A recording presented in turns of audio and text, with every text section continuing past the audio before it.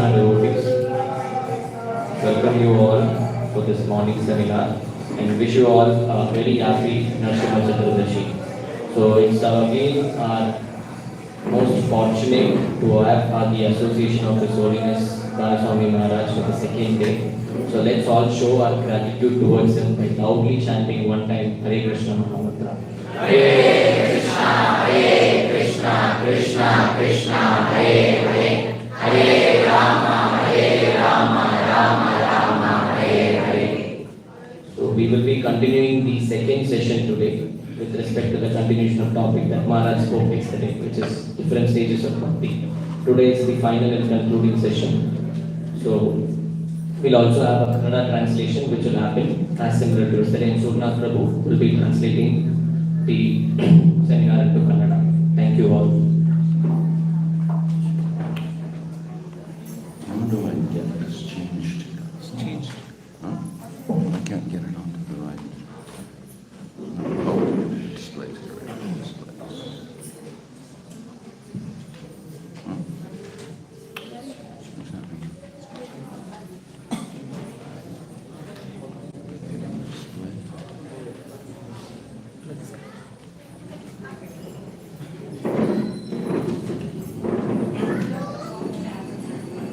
Where's display options? Disappearing. Where's the display? It's not closing.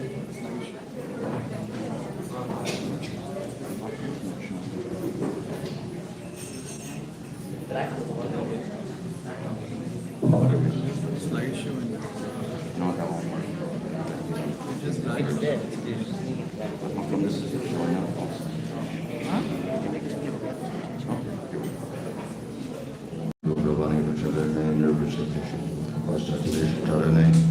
Shri Krishna Chaitanya Prabhu Nityananda Sri Advaita Gadadhar Shri Gaur Bhakta Vrinda Hare Krishna Krishna Krishna Hare Hare Hare Rama Rama Rama Hare Hare. So yesterday Krishna Chakrabarti explained a little bit about the special nature of bhakti.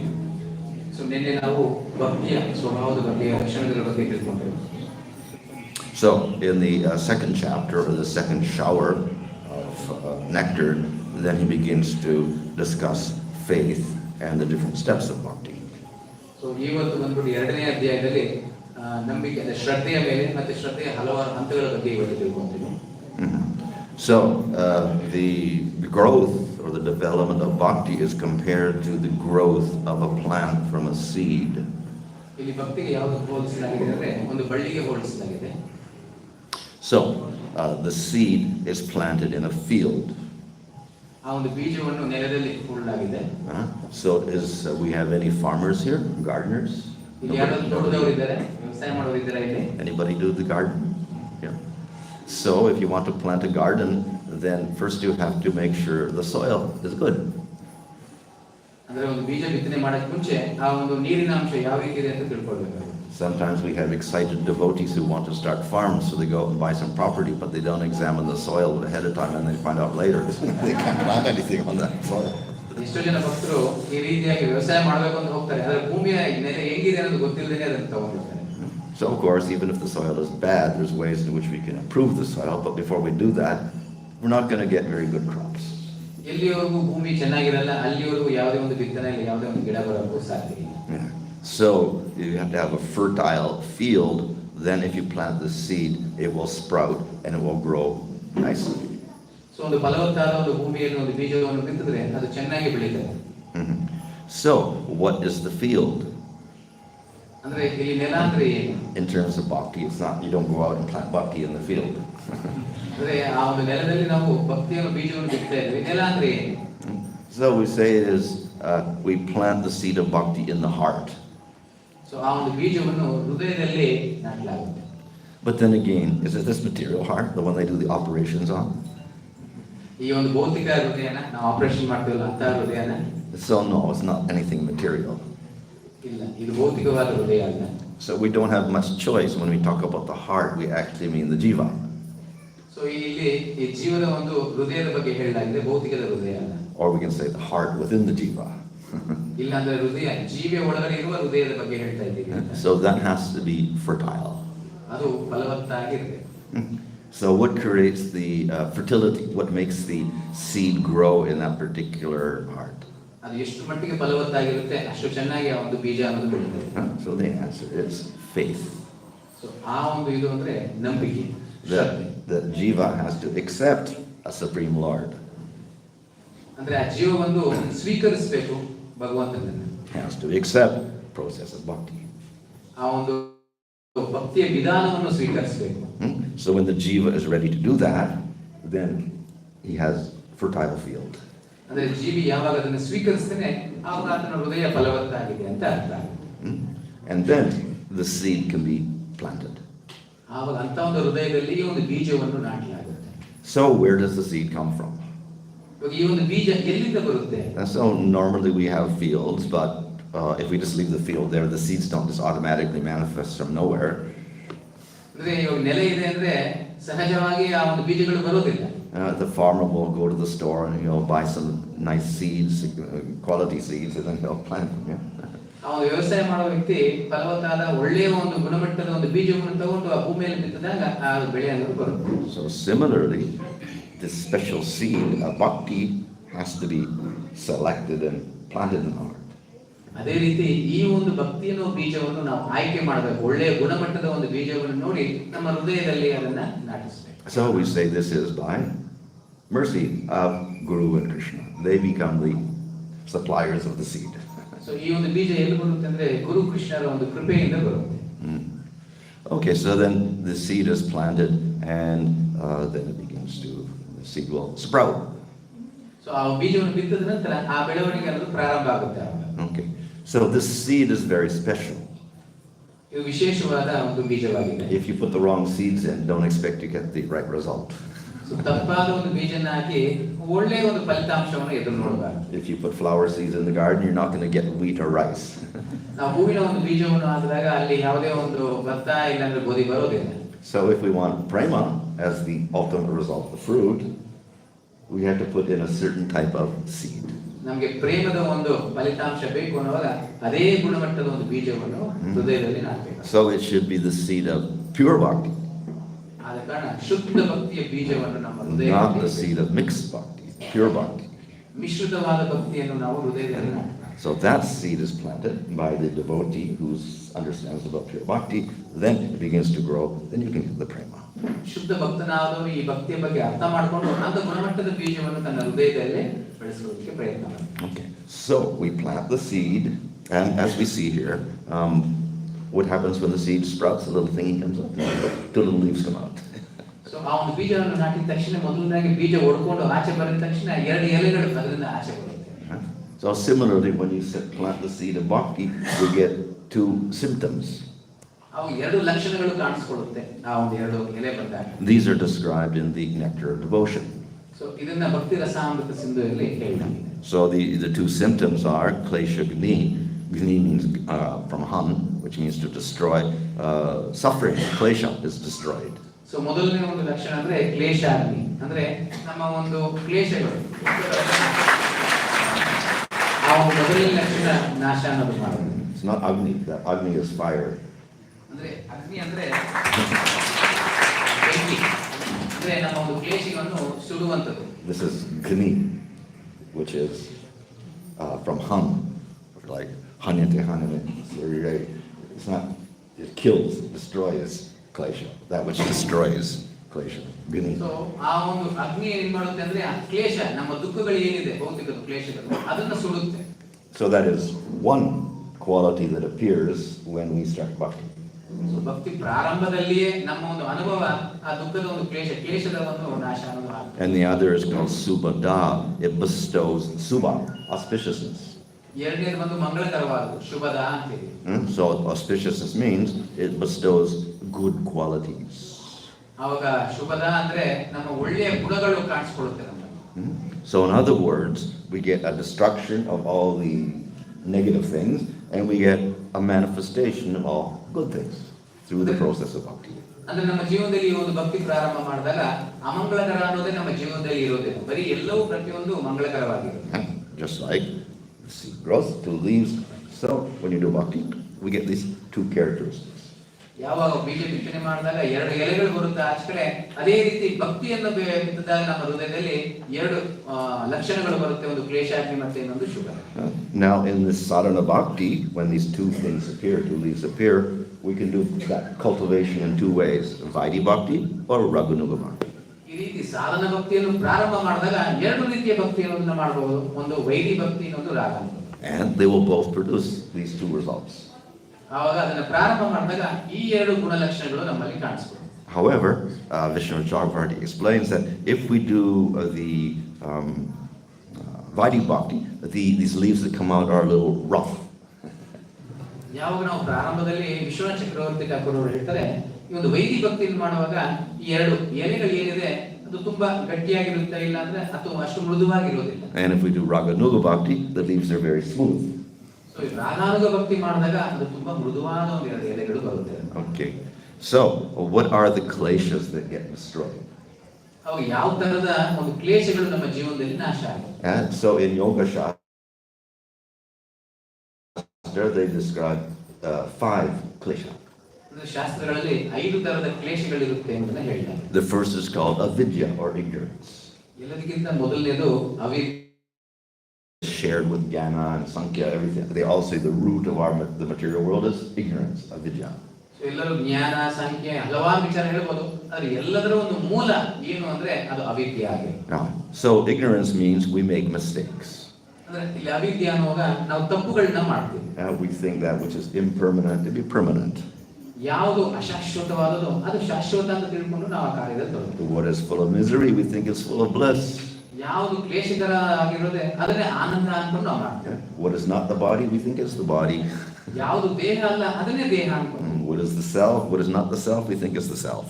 So ಯಾವುದು ಆತ್ಮ ಯಾವುದು ಆತ್ಮ ಇಲ್ಲ ಏನು ಗೊತ್ತಿಲ್ಲದೆ ತಪ್ಪಾದ ರೀತಿಯಲ್ಲಿ ಅದರ ಒಂದು ಬಳಕೆಯನ್ನು ಮಾಡ್ತೀವಿ. So we make all sorts of mistakes. ಈ ರೀತಿಯಾಗಿ ಹಲವಾರು ತಪ್ಪುಗಳು ನಮ್ಮ ಜೀವನದಲ್ಲಿ ಮಾಡ್ತಾ ಇದ್ದೀವಿ. Big mistake, of course, is we don't know Krishna. ಎಲ್ಲರಿಗಿಂತ ದೊಡ್ಡ ತಪ್ಪು ಅಂದ್ರೆ ಕೃಷ್ಣ ಯಾರು ಅನ್ನೋದು. And instead we think I am the enjoyer. ನಾನೇ ಭೋಕ್ತಾರನು, ನಾನೇ ತೃಪ್ತಿ ಮಾಡ್ಕೊಳ್ಬೇಕು ಅಂತ. So this is the root of all suffering. ಇದು ಎಲ್ಲದರ ಮೂಲ, ನಮ್ಮ ನಿಜವಾದ ಒಂದು ಕ್ಲೇಶದ ಮೂಲ ಅಂದ್ರೆ ಈ ಒಂದು ಅವಿದ್ಯೆ. Due to that avidya, we develop asmita, or a false sense of I, which is called the false ego. ಈ ಒಂದು ಅವಿದ್ಯೆಯಿಂದ ಮಿಥ್ಯ ಅಹಂಕಾರ ಅನ್ನೋದು ನಮ್ಮಲ್ಲಿ ಬೆಳೀತದೆ. And by that, then we think I am the body. ಈ ರೀತಿಯಾಗಿ ಆ ಒಂದು ಮಿಥ್ಯ ಅಹಂಕಾರದಿಂದ ನಾನೇ ಈ ಒಂದು ದೇಹ ಅಂತ ತಿಳ್ಕೊಂಡು. So this becomes the second cause of suffering. ಈ ರೀತಿಯಾಗಿ ಅದು ನಮ್ಮ ಒಂದು ದುಃಖಕ್ಕೆ ಎರಡನೇ ಕಾರಣ ಆಗುತ್ತೆ. Once we're in the body, then we try to get happiness out of the body, and we become attached to certain objects. It's called raga. So ಈ ರೀತಿಯಾಗಿ ಈ ನಾನೇ ದೇಹ ಅಂತ ತಿಳ್ಕೊಂಡ ನಂತರ ಆ ದೇಹಕ್ಕೆ ಸುಖ ಕೊಡೋದಕ್ಕೆ ಪ್ರಯತ್ನ ಮಾಡ್ತಾ ಆ ರಾಗ ಅಂದ್ರೆ ಅಟ್ಯಾಚ್ಮೆಂಟ್ ಅನ್ನೋದ್ರಲ್ಲಿ. And if some things cause suffering to the body, then we develop dvesha or hatred. So ಏನಾದ್ರೂ ಆ ಒಂದು ದೇಹಕ್ಕೆ ಒಂಚೂರು ತೊಂದರೆ ಆಯ್ತು ಅಂದ್ರೆ ನಾವು ಅದನ್ನ ದ್ವೇಷವಾಗಿ ಮಾಡ್ಕೊಳ್ತೀವಿ. ಯಾವ್ದೆಲ್ಲ ನನಗೆ ದೇಹಕ್ಕೆ ತೊಂದರೆ ಕೊಡುತ್ತೆ ಅದೆಲ್ಲ ನನ್ನ ವಿರೋಧಿ ಅಂತ ತಿಳ್ಕೊಳ್ತೀವಿ. So as long as we identify with the body, all day long we go through activities. All these activities are based upon raga and dvesha. So ಎಲ್ಲ ದುಃಖಗಳಿಗೆ ಕಾರಣ ಅಂದ್ರೆ ಈ ರಾಗ ಮತ್ತೆ ದ್ವೇಷ. And obviously nobody wants to do activities to make their body full of pain. Everybody wants to avoid suffering and pain. ಅಂದ್ರೆ ಯಾರನ್ನು ದುಃಖವಾಗಿರೋದಕ್ಕೆ ದೇಹಕ್ಕೆ ಕಾರ್ಯಗಳು ಕೊಡೋದಿಲ್ಲ, ಆನಂದವಾಗಿರೋದಕ್ಕೆ ಪ್ರಯತ್ನ ಮಾಡ್ತಾರೆ. Everybody wants happiness. ಎಲ್ಲರಿಗೂ ಸಂತೋಷ ಅನ್ನೋದು ಬೇಕು. But we're doing that in terms of body. ಆದ್ರೆ ನಾವು ಎಷ್ಟು ಪ್ರಯತ್ನ ಮಾಡಿದ್ರು ಆ ದೇಹದಿಂದ ಬರೀ ದುಃಖ ಅನ್ನೋದೇ ಬರುತ್ತೆ. And of course, what does this do? We do activities. What does this do? It creates karma. ಈ ರೀತಿಯಾಗಿ ನಾನು ಆ ಒಂದು ಕಾರ್ಯಗಳು ತೊಡಗುತ್ತಾ ಕರ್ಮ ಅನ್ನೋದನ್ನು ಮಾಡ್ತಾ ಇರ್ತೇನೆ. And karma produces suffering. So ಕರ್ಮ ಮಾಡ್ತಾ ಇರುವಾಗ ಅದಕ್ಕೆ ಫಲಿತಾಂಶಗಳು ಅನ್ನೋದು ಬರ್ತಾ ಇರುತ್ತೆ. Okay, then the fifth step after the raga and the dvesha is called abhinivesh. So ಐದನೇ ಒಂದು ಇದು ಅಂದ್ರೆ ಅಭಿನಿವೇಶ. We get very attached to maintaining our life, and consequently we're afraid of death. So ತುಂಬಾ ರಾಗದಿಂದ ಅಟ್ಯಾಚ್ಮೆಂಟ್ ಇಂದ ಈ ದೇಹವನ್ನು ಉಳಿಸ್ಕೊಳ್ಳೋದಕ್ಕೆ ಪ್ರಯತ್ನ ಮಾಡ್ತೇವೆ, ಆವಾಗ ಸಾವಿನಿಂದ ತುಂಬಾ ಹೆದರಿಕೆ ಅನ್ನೋದು ನಮ್ಮಲ್ಲಿ ಪ್ರಾರಂಭ ಆಗುತ್ತೆ. So these are said to be the 5 kleshas, but actually they're the cause of suffering. ಇದನ್ನ 5 ಕಾರಣಗಳು ಇಲ್ಲ 5 ಹಂತಗಳು ಅಂತ ಹೇಳ್ಬೋದು. As a result of all of this, then we're trying to get happiness and avoid suffering, etc. We do actions, etc. And then, what is the result of actions? We get the karma. ಈ ರೀತಿ ಹಂತ ಹಂತವಾಗಿ ಬಂದ ನಂತರ ಕರ್ಮ ಅನ್ನೋದನ್ನ ಮಾಡ್ತೇವೆ, ಕರ್ಮನ ಮಾಡಿದ ನಂತರ ಆ ಒಂದು ಕಾರ್ಯಗಳೇ ನಮಗೆ ಕರ್ಮವಾಗಿ ನಂತರ ಕರ್ಮದ ಒಂದು ಫಲಿತಾಂಶಗಳು ಅನ್ನೋದು ಬರುತ್ತೆ. Of course, the karma does not manifest immediately. ಆದರೆ ಕರ್ಮದ ಫಲಿತಾಂಶ ತಕ್ಷಣಕ್ಕೆ ಅದು ಬೆಳವಣಿಗೆ ಅನ್ನೋದು ಆಗೋದಿಲ್ಲ. So we may think, no one can prove karma because I do this action, I get a result, and I'm not suffering.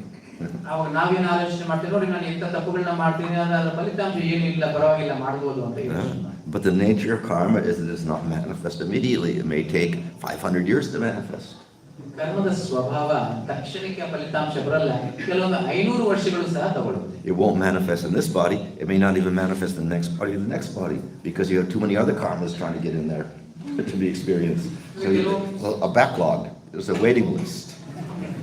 ಕೆಲವೊಮ್ಮೆ ಈ ಒಂದು ಕಾರ್ಯ ಮಾಡಿದಕ್ಕೆ ಫಲಿತಾಂಶ ಇವಾಗ ಬರಲ್ಲ, ಯಾಕಂದ್ರೆ ಹಲವಾರು ಕರ್ಮದ ಫಲಿತಾಂಶ ಇರೋದ್ರಿಂದ ಇಲ್ಲ ಇನ್ನೊಂದು ದೇಹದಲ್ಲಿ ಬರುತ್ತೆ, ಇಲ್ಲ ಹಲವಾರು ದೇಹದ ನಂತರನೂ ಬರಬಹುದು. But nevertheless, sooner or later, that karma has to manifest. ಅಂದ್ರೆ ಕಡ್ಡಾಯ ಖಂಡಿತವಾಗ್ಲೂ ಆ ಕರ್ಮದ ಫಲಿತಾಂಶ ನಮಗೆ ಬರುತ್ತೆ. To get that karma, you have to take a material body. So ಆ ಕರ್ಮದ ಫಲಿತಾಂಶ ಅನುಭವಿಸೋದಕ್ಕೆ ಮತ್ತೆ ಭೌತಿಕದ ದೇಹವನ್ನು ಪಡೆಯಲೇಬೇಕಾಗುತ್ತೆ. So therefore, we are pushed from body to body to body to body to body. ಈ ರೀತಿಯಾಗಿ ನಾವು ಹಲವಾರು ದೇಹಗಳನ್ನ ಬದಲಾಯಿಸ್ತಾ ಇರ್ತೀವಿ. So at any one time, like now or in the past or in the future, we have a material body, and then we have all of these karmas. ಈ ರೀತಿ ಭೌತಿಕ ದೇಹವನ್ನು ಪಡೆದ ಹಲವಾರು ಕರ್ಮಗಳನ್ನು ನಾವು ಮಾಡುವ ಒಂದು ಸ್ಥಿತಿ ಅನ್ನೋದು ಬರುತ್ತೆ. But you cannot even count the number of karmas that are waiting. ಅಂದ್ರೆ ಎಷ್ಟು ಕರ್ಮದ ಫಲಿತಾಂಶಗಳು ಬರುತ್ತೆ ಅನ್ನೋದು ನಾವು ಲೆಕ್ಕ ಇಡೋದಕ್ಕೂ ಸಾಧ್ಯ ಇಲ್ಲ. A small portion of this karmas will manifest in this life. ಅಂದ್ರೆ ಚಿಕ್ಕ ಚಿಕ್ಕ ಒಂದು ಕರ್ಮಗಳು ಈ ಒಂದು ಜೀವನದಲ್ಲಿ ನಮ್ಮಲ್ಲಿ ಪ್ರಾರಂಭ ಆಗೋದು. A small amount will manifest in your next life. ಅದಕ್ಕಿಂತ ಒಂದು ಚೂರು ದೊಡ್ಡದಾಗಿರೋದು ನಮ್ಮ ನೆಕ್ಸ್ಟ್ ಜೀವನದಲ್ಲಿ ಪ್ರಾರಂಭ ಆಗುತ್ತೆ. And a huge number will manifest sometime in many, many bodies later. ಅಂದ್ರೆ ದೊಡ್ಡದಾದ ಒಂದು ಕರ್ಮದ ಫಲಿತಾಂಶ ಹಲವಾರು ದೇಹಗಳ ನಂತರ ನಮ್ಮಲ್ಲಿ ಪ್ರಾರಂಭ ಆಗುತ್ತೆ. So therefore, the karma takes a long time to gradually manifest. ಈ ರೀತಿಯಾಗಿ ಕರ್ಮದ ಒಂದು ಫಲಿತಾಂಶಗಳು ಸಾಧಾರಣ ತುಂಬಾ ಸಮಯ ತಗೊಳ್ಳುತ್ತೆ ನಮ್ಮಲ್ಲಿ ಆ ಒಂದು ಫಲಿತಾಂಶಗಳನ್ನ ಬೆಳೆಸಲು. So in Nectar Devotion there, Rupa Goswami quotes from Padma Purana, and he says it goes from Aparabdha to Ruda to Bija to Prabdha. These are the stages. A particular karma will be completely invisible, slightly visible, a little more visible, and finally experienced. ರೂಪ ಗೋಸ್ವಾಮಿ ಅವರು ಅವರ ಭಕ್ತಿರಸಾಮೃತ ಸಿಂಧುದಲ್ಲಿ ಪದ್ಮ ಪುರಾಣದಿಂದ ತೆಗೆದಿರುವ ಒಂದು ಶ್ಲೋಕವನ್ನು ಹೇಳ್ತಾ ಈ ರೀತಿಯಾಗಿ ಹೇಳ್ತಾರೆ. ಈ ರೀತಿ ಅಪ್ರಾರಬ್ಧ, ರೂಢ ಮತ್ತೆ ಬೀಜ ಮತ್ತೆ ಪ್ರಾರಬ್ಧ ಹಲವಾರು ಸೂಕ್ಷ್ಮದ ಒಂದು ಇದರಿಂದ ಸ್ಥೂಲ ತರಕ್ಕೆ ಬರುತ್ತೆ. So if you get an accident or you get sick or you lose some money, that's prarabdha you're experiencing. ಏನಾದ್ರೂ ನಮಗೆ ಆಕ್ಸಿಡೆಂಟ್ ಅಪಘಾತ ಆಯಿತು, ಇಲ್ಲಾಂದ್ರೆ ಏನಾದ್ರೂ ರೋಗ ಅನ್ನೋದು ಬಂತು ಅಂದ್ರೆ ಅದು ಪ್ರಾರಬ್ಧದ ಒಂದು ಫಲಿತಾಂಶ. If you were going to get the sickness or the accident 2 years from now, then it is bija coming up in this life. ಅಂದ್ರೆ ಇನ್ನ ನಡೀತದೆ, ಇನ್ನು ಮುಂದಕ್ಕೆ ನನಗೆ ಅಪಘಾತ ಏನಾದ್ರು ಆಗುತ್ತೆ ಅನ್ನೋದಿದ್ರೆ ಅದು ಇನ್ನೂ ಬೀಜವಾಗಿದೆ ಅಂತ ಅರ್ಥ ಮಾಡ್ಬೋದು. If the accident is going to come up next lifetime, then it is ruda. ಅಂದ್ರೆ ಅದು ಮುಂದಿನ ಒಂದು ಜನ್ಮದಲ್ಲಿ ಬರುತ್ತೆ ಅಂದ್ರೆ ಅದು ರೂಢ ಅಂತ ಅರ್ಥ ಮಾಡ್ಕೊಳ್ಳಿ. And if it's long in the future, then it's aparabdha. ಅದು ತುಂಬಾ ಜನ್ಮಗಳ ನಂತರ ಬರುತ್ತೆ ಅಂದ್ರೆ ಅದು ಅಪ್ರಾರಬ್ಧ ಅಂತ ಅರ್ಥ ಮಾಡ್ಕೊಳ್ಳಿ. So the karmas are so various that they can all appear at different times, very confusing when a particular karma will manifest. We cannot understand that. ಆದ ಕಾರಣ ಕರ್ಮದ ಫಲಿತಾಂಶಗಳು ಯಾವಾಗ ಬರುತ್ತೆ ಏನು ಅನ್ನೋದು ನಮಗೆ ಅರ್ಥ ಆಗುತ್ತೆ. However, by the process of bhakti, all of the karmas are destroyed. ಆದರೆ ಭಕ್ತಿ ಮಾಡ್ತಾ ಮಾಡ್ತಾ ನಮ್ಮ ಜೀವನದಲ್ಲಿ ಎಲ್ಲಾ ವಿಧದ ಒಂದು ಕರ್ಮದ ಫಲಿತಾಂಶಗಳು ನಾಶ ಆಗ್ತವೆ. That means the aparabdha, the kuta, the bija, and the prabdha all get destroyed by the process of bhakti. ಭಕ್ತಿ ಒಂದು ವಿಧಾನದಿಂದ ಮಾತ್ರನೇ ಅಪ್ರಾರಬ್ಧ, ಕೂಟ, ಬೀಜ, ಪ್ರಾರಬ್ಧ ಎಲ್ಲವೂ ನಾಶ ಆಗುತ್ತೆ. But not only that, here we have all these things, and not only the action and the result of the action, but all the other previous stages also get destroyed. ಅಂದ್ರೆ ಬರೀ ನಾವು ಮಾಡುವ ಕಾರ್ಯಗಳ ಫಲಿತಾಂಶ ಮಾತ್ರ ಅಲ್ಲ, ಅದಕ್ಕೆ ಹಿಂದಿನ ಹಂತಗಳು ಎಷ್ಟು ಹಂತಗಳಿದೆ ಎಲ್ಲವೂ ನಾಶ ಆಗುತ್ತೆ ಭಕ್ತಿ. So we begin to experience the effects immediately on starting the process of bhakti. ಈ ರೀತಿಯಾಗಿ ಆ ಒಂದು ಕ್ಲೇಶಾನ್ಯ ನಂತರ ನಮಗೆ ಒಂದು ಶುಭದ ಅನುಭವ ಆಗುತ್ತೆ. But it may not be apparent also. ಅಂದ್ರೆ ಅದು ತಕ್ಷಣಕ್ಕೆ ಕಾಣಿಸ್ತೇನೆ ಇರ್ಬೋದು. So Ajamil had all his karmas destroyed when he named his son Narayana. He didn't know his karmas were gone. ಅದು ನಮಗೆ ಗೊತ್ತಿಲ್ಲದೇನೆ ಆಗ್ಬೋದು. ಉದಾಹರಣೆಗೆ ಅಜಾಮಿಲ್ನ ತಗೊಂಡಾಗ ನಾರಾಯಣ ನಾರಾಯಣ ಅಂತ ಮಗನ ಹೆಸರು ಕರೀತಾ ಇದ್ರೆ ಆತನ ಎಲ್ಲ ಕ್ಲೇಶ ಇಲ್ಲದ್ರೆ ಕರ್ಮದ ಫಲಿತಾಂಶಗಳು ನಾಶ ಆಗ್ತಾ ಇದೆ. Yeah, so we may not know that all the karmas are gone. ನಮ್ಗೆ ಗೊತ್ತಿಲ್ಲದೇನೆ ಆಗುತ್ತೆ. We don't know, nobody else knows. ನಮಗೆ ಎಲ್ಲ ಯಾರಿಗೂ ಗೊತ್ತಾಗಲ್ಲ. So the second effect is subhada, which means spiritual qualities begin to manifest. ಎರಡನೇದು ಶುಭದ ಅಂದ್ರೆ ಆಧ್ಯಾತ್ಮಿಕದ ಗುಣಗಳು. So one may become disinterested in material affairs. ಈ ಒಂದು ಭೌತಿಕದ ಕೆಲವೊಂದು ಕಾರ್ಯಗಳಲ್ಲಿ One becomes very interested in Supreme Lord. ಏನೋ ಮಾಡೋದಕ್ಕೆ ತುಂಬಾ ಆಕರ್ಷಿತರಾಗಿರ್ತೀವಿ. And one shows qualities like mercy and forgiveness. ಈ ರೀತಿ ಕರುಣೆ ಅನ್ನೋದು ಮತ್ತೆ ಸಹನೆ ಅನ್ನೋದು ಇಲ್ಲ ಫರ್ಗಿವ್ನೆಸ್ ಅನ್ನೋದು ಇರುತ್ತೆ, ಕ್ಷಮೆ ಅನ್ನೋದು ಇರುತ್ತೆ. Respect, truth, simplicity. ಅಂದ್ರೆ ಒಬ್ಬರಿಗೆ ಗೌರವ ಕೊಡೋದು, ಸರಳತೆ ಇಂಥ ಗುಣಗಳು ಇರುತ್ತೆ. So all wonderful qualities begin to manifest in the devotee. ಈ ರೀತಿಯಾಗಿ ಉತ್ತಮ ಲಕ್ಷಣದ ಗುಣಗಳು ನಮ್ಮಲ್ಲಿ ಪ್ರಾರಂಭ ಆಗುತ್ತೆ. So these will manifest more or less simultaneously. ಇದು ಯಾವಾಗಲೂ ಸಹಜವಾಗಿ ಈ ರೀತಿಯಾಗಿ ಬೆಳೀತಾ ಇರುತ್ತೆ. But we see, of course, just with the plant, it starts coming out a little bit. The little leaves start uncurling a little bit at a time. ಈ ರೀತಿಯಾಗಿ ಆ ಒಂದು ಗಿಡ ಬೀಜವನ್ನು ಬಿತ್ತಿರೋ ಗಿಡ ನಿಧಾನಕ್ಕೆ ಬೆಳೀತಾ ಪ್ರಾರಂಭ ಆಗುತ್ತೆ. So it's a gradual effect. It's not suddenly everything destroyed, gradually. ಇದು ಒಂದು ದಿವಸದ ಒಂದು ಇದು ಅನ್ನೋದಲ್ಲ, ನಿರಂತರವಾಗಿ ನಿತ್ಯವಾಗಿ ಬೆಳೀತಾ ಇರುತ್ತೆ. So because it's gradual, then we will get different stages manifested. ಈ ರೀತಿಯಾಗಿ ನಿತ್ಯ ಅಂದ್ರೆ ಬುದ್ಧಿವಂತನಾದ ಭಕ್ತನು ಇದನ್ನೆಲ್ಲ ನೋಡಲು ಸಾಧ್ಯ ಆಗುತ್ತೆ. So Shraddha is the qualification, that's the field. ಅಂದ್ರೆ ಶ್ರದ್ಧಾ ಅನ್ನೋದು ಆ ಒಂದು ಭೂಮಿಯಲ್ಲಿ ಪಡಿಬೇಕಾಗಿರೋದು ಮೊದಲನೇ ಒಂದು ಹಂತ ಆಗಿದೆ. And bhakti starts as the seed and then it begins to grow with the two leaves and then the flowers and the fruit. ಆ ಶಬ್ದದಿಂದ ಆ ಭಕ್ತಿಯ ಒಂದು ಬೀಜವನ್ನು ಬಿತ್ತಿದಾಗ ಅಲ್ಲಿ ಹಲವಾರು ಹೂವುಗಳು ಹಣ್ಣುಗಳು ಪ್ರಾರಂಭ. So as I said, the seed has to be planted.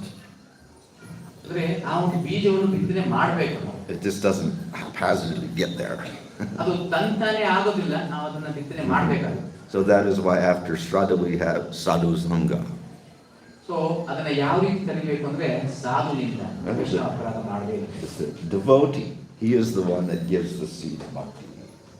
So ಭಕ್ತನಿಂದನೇ ಈ ಒಂದು ಬೀಜ ಅನ್ನೋದು ಪ್ರಾರಂಭ ಆಗೋದು ನಮ್ಮ ಹೃದಯದಲ್ಲಿ.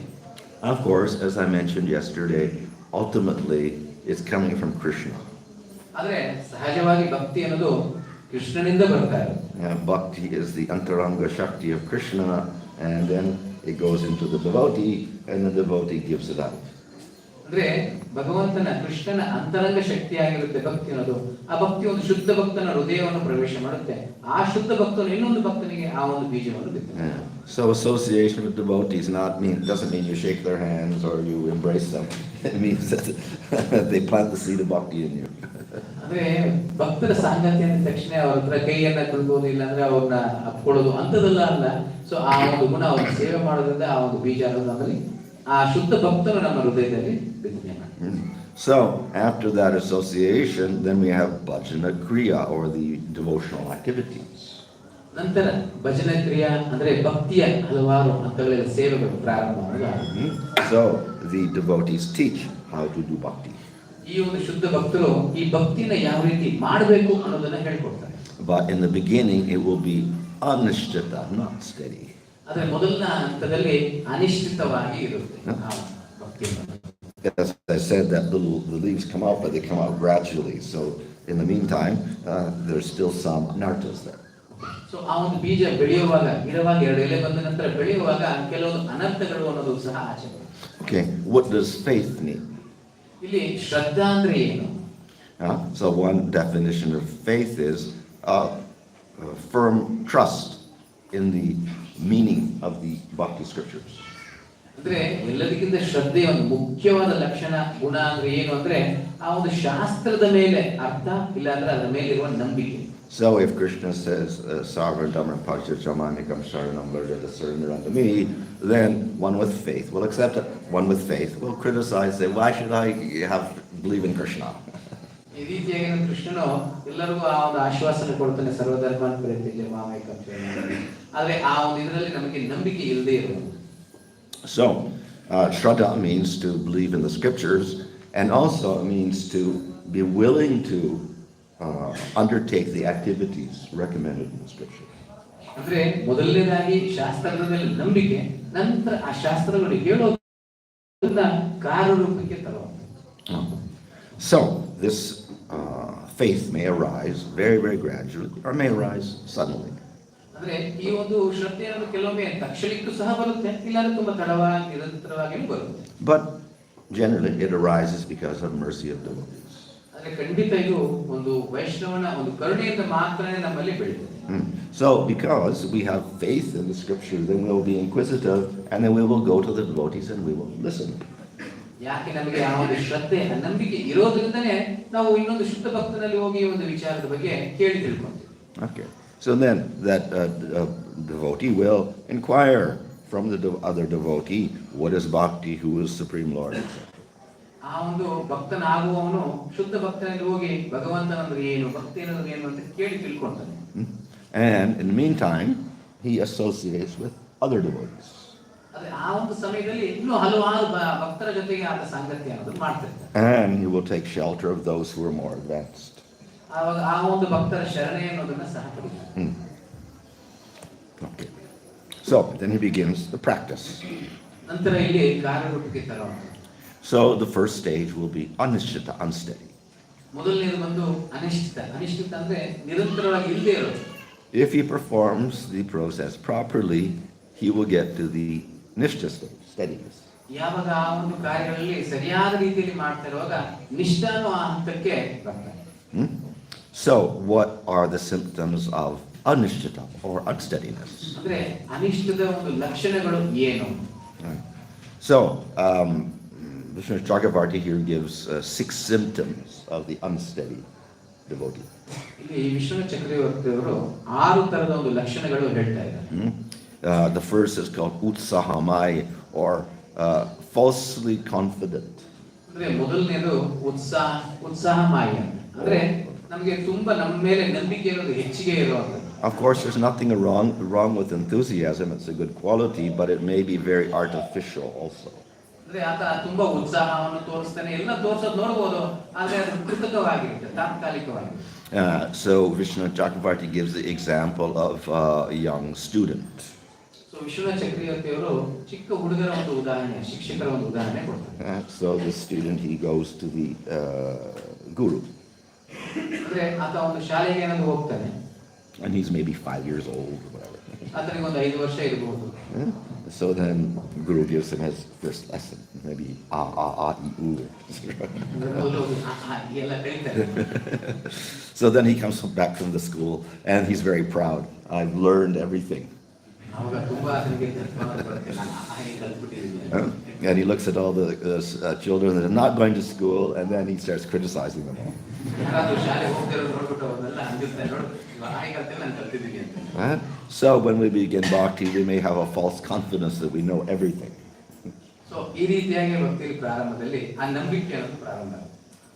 Certainly, to take part in bhakti is a rare opportunity, and one is very fortunate. But we should also not be overly proud. Where the devotee is always very humble. So if we show that pride and whatever little knowledge we got, that is a symptom of anishtita bhakti.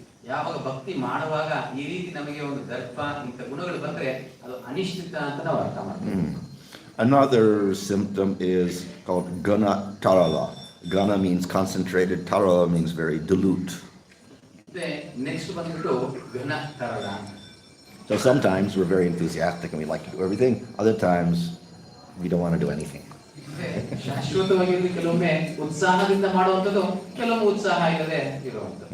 So this alternating type of attitude, enthusiasm and no enthusiasm, this is another sign of unsteadiness.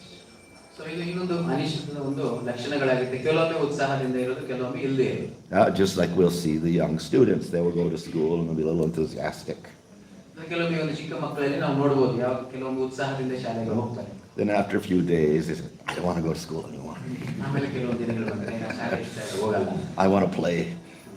ನೀವು ಆಡಬೇಕು ಅಂತ. So there's a struggle going on. Sometimes they want to play, sometimes they'll study. ಈ ರೀತಿಯಾಗಿ ನಮ್ಮ ಜೀವನದಲ್ಲೂ ಭಕ್ತಿಯಲ್ಲಿ ನಡೀತಾ ಇದೆ. ಕೆಲವೊಮ್ಮೆ ಶ್ರದ್ಧೆಯಿಂದ ಮಾಡ್ತಿರ್ತೀವಿ, ಕೆಲವೊಮ್ಮೆ ಅಶ್ರದ್ಧೆಯನ್ನು ಕಳ್ಕೊಂತಾರೆ. So that's a sign of unsteadiness. ಅದು ಅನಿಶ್ಚಿತ ಮಟ್ಟದ ಒಂದು ಲಕ್ಷಣವಾಗಿದೆ. As an expansion of that, we get something called Vyuda Vikalpa, ಅದರ ಒಂದು ವಿಸ್ತರಣೆ ಅಂದ್ರೆ ಒಂದು ವೀಡ ವಿಕಲ್ಪ ಅಂತ ಹೇಳಿ, which means extensive speculation. ಅಂದ್ರೆ ತುಂಬಾ ಊಹಾತ್ಮಕವಾಗಿ ಮಾಡುವಂತ. So one day they will say, okay, I will become a sannyasi. ಒಂದು ದಿವಸ ನಾನು ಸನ್ಯಾಸಿ ಆಗ್ಬಿಡ್ತೀನಿ ಅಂತ ನಿರ್ಧಾರ ತಗೊಂಡಿದ್ದೀನಿ. And another day they'll say, I'll become a grihastha and raise a family. ಇನ್ನೊಂದು ದಿವಸ ನಾನು ಗೃಹಸ್ಥನ ಆಗ್ಬಿಡ್ತೀನಿ. Or I'll do this, I'll do that. We have all sorts of ideas, plans they make. So ಈ ರೀತಿಯಾಗಿ ಹಲವಾರು ನಾವು ನಿರ್ಧಾರಗಳನ್ನ ಮಾಡ್ಕೊಂತಾ ಇರ್ತೀವಿ. And their plans keep changing all the time. So ಆ ರೀತಿಯ ಒಂದು ನಿರ್ಧಾರಗಳು ಅವಾಗ ಬದಲಾವಣೆಗಳು ಆಗ್ತಾ ಇರುತ್ತೆ. But they can never fix themselves on one particular plan. ಅಂದ್ರೆ ಅವ್ರು ಯಾವಾಗಲೂ ಒಂದು ನೆಲೆಯಲ್ಲಿ ಇರೋದಕ್ಕೆ ಸಾಧ್ಯ ಆಗುತ್ತೆ. So maybe I should do this, maybe I should do that, or maybe I should do this, like this. ನಾನು ಇದನ್ನ ಮಾಡಬೇಕು, ಅದನ್ನ ಮಾಡಬೇಕು, ಇನ್ನೊಂದು ಮಾಡಬೇಕು ಅಂತ ಆಲೋಚನೆ ಮಾಡ್ತಾ ಇರ್ತಾರೆ. Okay. So now there's called Vishaya Sangara. Sangara means a struggle or a war, a battle. ನಂತರ ಒಂದು ವಿಷಯ ಸಂಗರ ಅಂದ್ರೆ ಅದು ಯುದ್ಧದ ಆ ಯುದ್ಧ ಅನ್ನೋದು ನಡೀತಾ ಇರುತ್ತೆ. And Vishaya means, of course, material attraction. ಅಂದ್ರೆ ಭೌತಿಕದ ಆಕರ್ಷಣೆ ಅನ್ನೋದು ವಿಷಯವಾಗಿದೆ. So in other words, one is always struggling with Maya. ಅಂದ್ರೆ ಒಬ್ಬರು ಮಾಯೆಯೊಟ್ಟಿಗೆ ಆ ಒಂದು ಕಷ್ಟವನ್ನು ಅನುಭವಿಸ್ತಾ ಇದ್ದಾರೆ. And of course, in the struggle, sometimes you win. ಕೆಲವೊಮ್ಮೆ ಅದರಲ್ಲಿ ಜಯಿಸ್ತೀವಿ, And sometimes you lose. ಆದ್ರೆ ಕೆಲವೊಮ್ಮೆ ಸೋಲು. So there's always a battle with the senses. ಅಂದ್ರೆ ಈ ಒಂದು ಇಂದ್ರಿಯಗಳ ಜೊತೆ ಯಾವಾಗಲೂ ಒಂದು ಯುದ್ಧ ಅನ್ನೋದು ನಡೀತಾ ಇರುತ್ತೆ. And so sometimes you can follow everything nicely, sometimes you cannot. ಕೆಲವೊಮ್ಮೆ ಒಳ್ಳೆಯ ಕಾರ್ಯಗಳನ್ನು ಮಾಡ್ತೀವಿ, ಕೆಲವೊಮ್ಮೆ ಮಾಡದೇನೆ ಹೋಗ್ತೀವಿ. It's another sign of unsteadiness.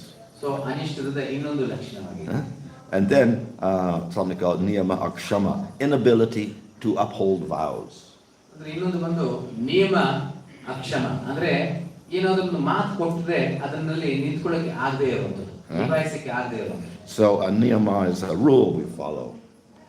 ಅಂದ್ರೆ ನಿಯಮ ಅಂದ್ರೆ ಆ ಒಂದು ನಿಯಮಗಳು, ಅದನ್ನು ಯಾವುದು ಅನುಸರಿಸಬೇಕು ಆ ನಿಯಮಗಳು. So in our practice we establish some rules. ಅಂದ್ರೆ ಈ ಒಂದು ಭಕ್ತಿಯ ಒಂದು ಅಭ್ಯಾಸದಲ್ಲಿ ಕೆಲವೊಂದು ನಿಯಮಗಳನ್ನ ನಾವು ಅನುಸರಿಸ್ತೀವಿ. Just like in the school, then the student will make a rule, I will go to the classes for 5 hours a day, I will study for 2 hours, like that. Something. So ಉದಾಹರಣೆಗೆ ಶಾಲೆಗೆ ಹೋಗುವಾಗ ನಾವು ಕೆಲವು ನಿಯಮ ಇಡ್ತೀವಿ, 5 ಗಂಟೆ ನಾನು ಈ ರೀತಿಯಾಗಿ ಓದ್ತೀನಿ, 2 ಗಂಟೆ ಈ ರೀತಿಯಾಗಿ ಆಗ್ತೀನಿ, ಹಲವಾರು ನಿಯಮಗಳನ್ನ ಇಟ್ಕೊಳ್ತೀವಿ. But then later on, he will start skipping classes and he won't study. ಅಂದ್ರೆ ಕೆಲವೊಮ್ಮೆ ಆ ರೀತಿ ಕ್ಲಾಸ್ಗಳನ್ನ ಸ್ಕಿಪ್ ಮಾಡಿಕೊಂಡು ಓದೋದ್ರಲ್ಲಿ ಗಮನ ಅನ್ನೋದನ್ನ ಕೊಡ್ತೀವಿ. So similarly in Bhakti, we have rules we want to follow, we establish the rules, but then we don't keep up. ಇದೇ ರೀತಿ ಭಕ್ತಿಯಲ್ಲೂ ಸಹ ಹಲವಾರು ವಿಧದಲ್ಲಿ ಆಗ್ತಾ ಇದೆ. So this again means unsteadiness.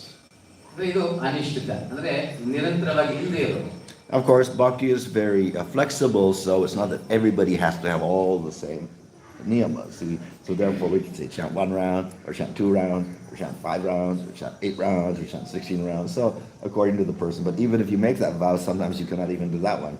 Chant 1 round, you can't even do 1 round. Or 5 rounds, you cannot do 5 rounds. So when we make a vow and then we can't uphold it, then this becomes a cause of unsteadiness.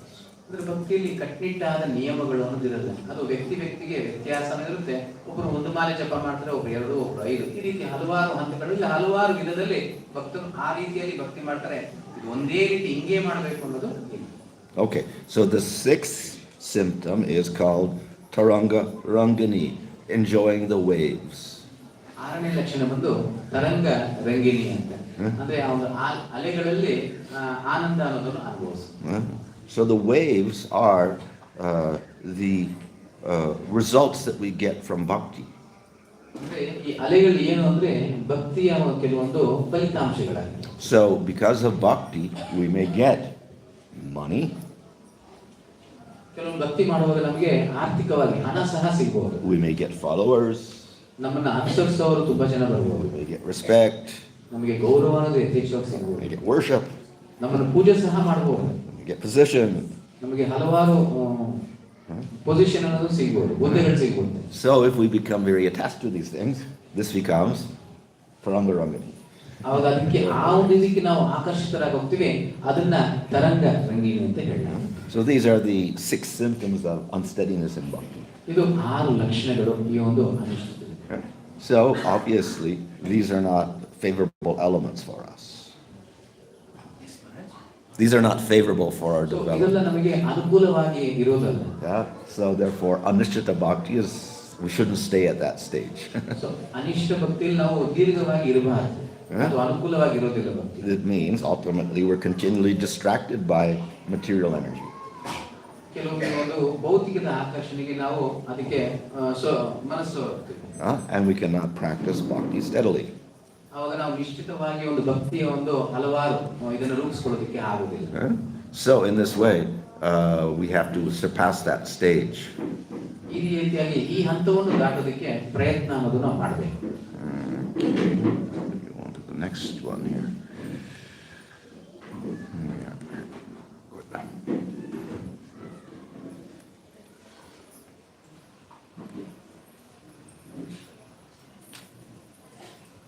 Okay.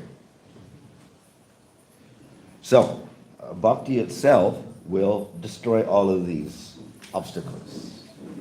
ಭಕ್ತಿ ಮಾತ್ರನೇ ಇದನ್ನೆಲ್ಲ ನಾಶ ಮಾಡಲು ಸಾಧ್ಯ ಆಗುತ್ತೆ. So there are 4 types of anartha. So ಈ ಅನರ್ಥಗಳಲ್ಲಿ 4 ವಿಧಗಳಿವೆ. Those arising from previous sinful activity. ಅದು ನಮ್ಮ ಹಿಂದಿನ ಪಾಪ ಕೃತ್ಯಗಳ ಒಂದು ಫಲಿತಾಂಶವಾಗಿದೆ. Those arising from previous pious activity. ಇಲ್ಲಾಂದ್ರೆ ಪೂರ್ವದ ಒಂದು ಪುಣ್ಯ ಕಾರ್ಯಗಳಿವೆ. Okay. Okay.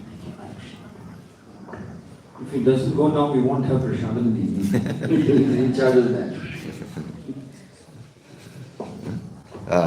Anarthas arising from offenses. ಅನರ್ಥಗಳು ಕೂಡ ಯಾಕೆ ಬರುತ್ತೆ ಅಂದ್ರೆ ನಾವು ಬೇರೆ ಭಕ್ತರ ಮೇಲೆ ಮಾಡುವಂತ ಅಪರಾಧಗಳ ಕಾರಣದಿಂದಾಗಿ. And anarthas arising from imperfectly performed bhakti. ಹಾಗೂ ನಾವು ಪರಿಪೂರ್ಣತೆ ಇಲ್ಲದೆ ನಾವು ಭಕ್ತಿಯ ಸಾಧನೆಯನ್ನು ಮುಂದುವರಿಸುತ್ತೇವೆ, ಅದು ಕೂಡ ಒಂದು ದೃಷ್ಟಿಯಲ್ಲಿ ಅಪರಾಧ ಆಗಬಹುದು. So as we know, sinful activities will give us all sorts of kleshas. ಅದೇ ರೀತಿ ಪಾಪ ಕೃತ್ಯಗಳನ್ನು ಮಾಡಿದಾಗ ನಮಗೆ ಜೀವನದಲ್ಲಿ ಅನೇಕ ತೊಂದರೆಗಳನ್ನು ಎದುರಿಸಬೇಕಾಗುತ್ತೆ.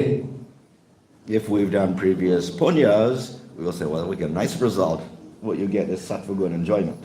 ಅದೇ ರೀತಿ ನಾವು ಪುಣ್ಯ ಕೃತ್ಯಗಳನ್ನು ಮಾಡೋದಾದ್ರೆ ನಮ್ಮ ಭವಿಷ್ಯದಲ್ಲಿ ಒಳ್ಳೆಯ ಶುಭವಾದಂತಹ ಪರಿಣಾಮವನ್ನು ಅನುಭವಿಸುತ್ತೇವೆ. And an interest in mukti. ಹಾಗೂ ಜೀವನದಲ್ಲಿ ಒಂದು ಮುಕ್ತಿ ಅನ್ನೋದು ಒಂದು ಗುರಿಯಾಗಿ ಉಳ್ಕೊಳ್ಳುತ್ತೆ ನಮ್ಮ ಮನಸ್ಸಿನಲ್ಲಿ. So attachment to these things also becomes an obstacle. ಆದರೆ ಒಂದು ವಿಷಯ ಗಮನಿಸಬೇಕು, ಮುಕ್ತಿ ಅಥವಾ ಐಂದ್ರಿಯ ತೃಪ್ತಿಗೆ ನಾವು ಒಂದು ಅನುರಾಗ ಬೆಳೆದ್ಬಿಡುತ್ತೆ ನಮ್ಮ ಮನಸ್ಸಿನಲ್ಲಿ. So previously I discussed that avidya produces ahankara, then raga devesh, abhinavesh, and then we do actions, then we get the suffering. ಹೇಗೆ ನಾವು ಅವಿದ್ಯದಿಂದ ಪ್ರಾರಂಭವಾಗುವಂತಹ ಒಂದು ಪದ್ಧತಿ ಅದು ಕೊನೆಗೆ ಪಾಪಕೃತ್ಯದಲ್ಲಿ ಮುಗಿಯುತ್ತೆ. So that action produces sinful activity, or violent activity. As a result, we'll get some suffering, hellish punishment, or whatever. Then we become a human being and we have to suffer. ಅದೇ ರೀತಿ ಪಾಪಕೃತ್ಯಗಳು ಮಾಡಿದ್ರೆ ಕಷ್ಟ ಎದುರಿಸಬೇಕಾಗುತ್ತೆ, ಪುಣ್ಯಕೃತ್ಯಗಳನ್ನು ಮಾಡಿದ್ರೆ ಸ್ವರ್ಗಕ್ಕೂ ಹೋಗ್ಬೋದು, ಹಾಗೂ ಈ ಜೀವನದಲ್ಲಿ ನಾವು ಸುಖವನ್ನು ಅನುಭವಿಸಬಹುದು. So the type of suffering we're going to get as a human being can act as an obstacle for our bhakti.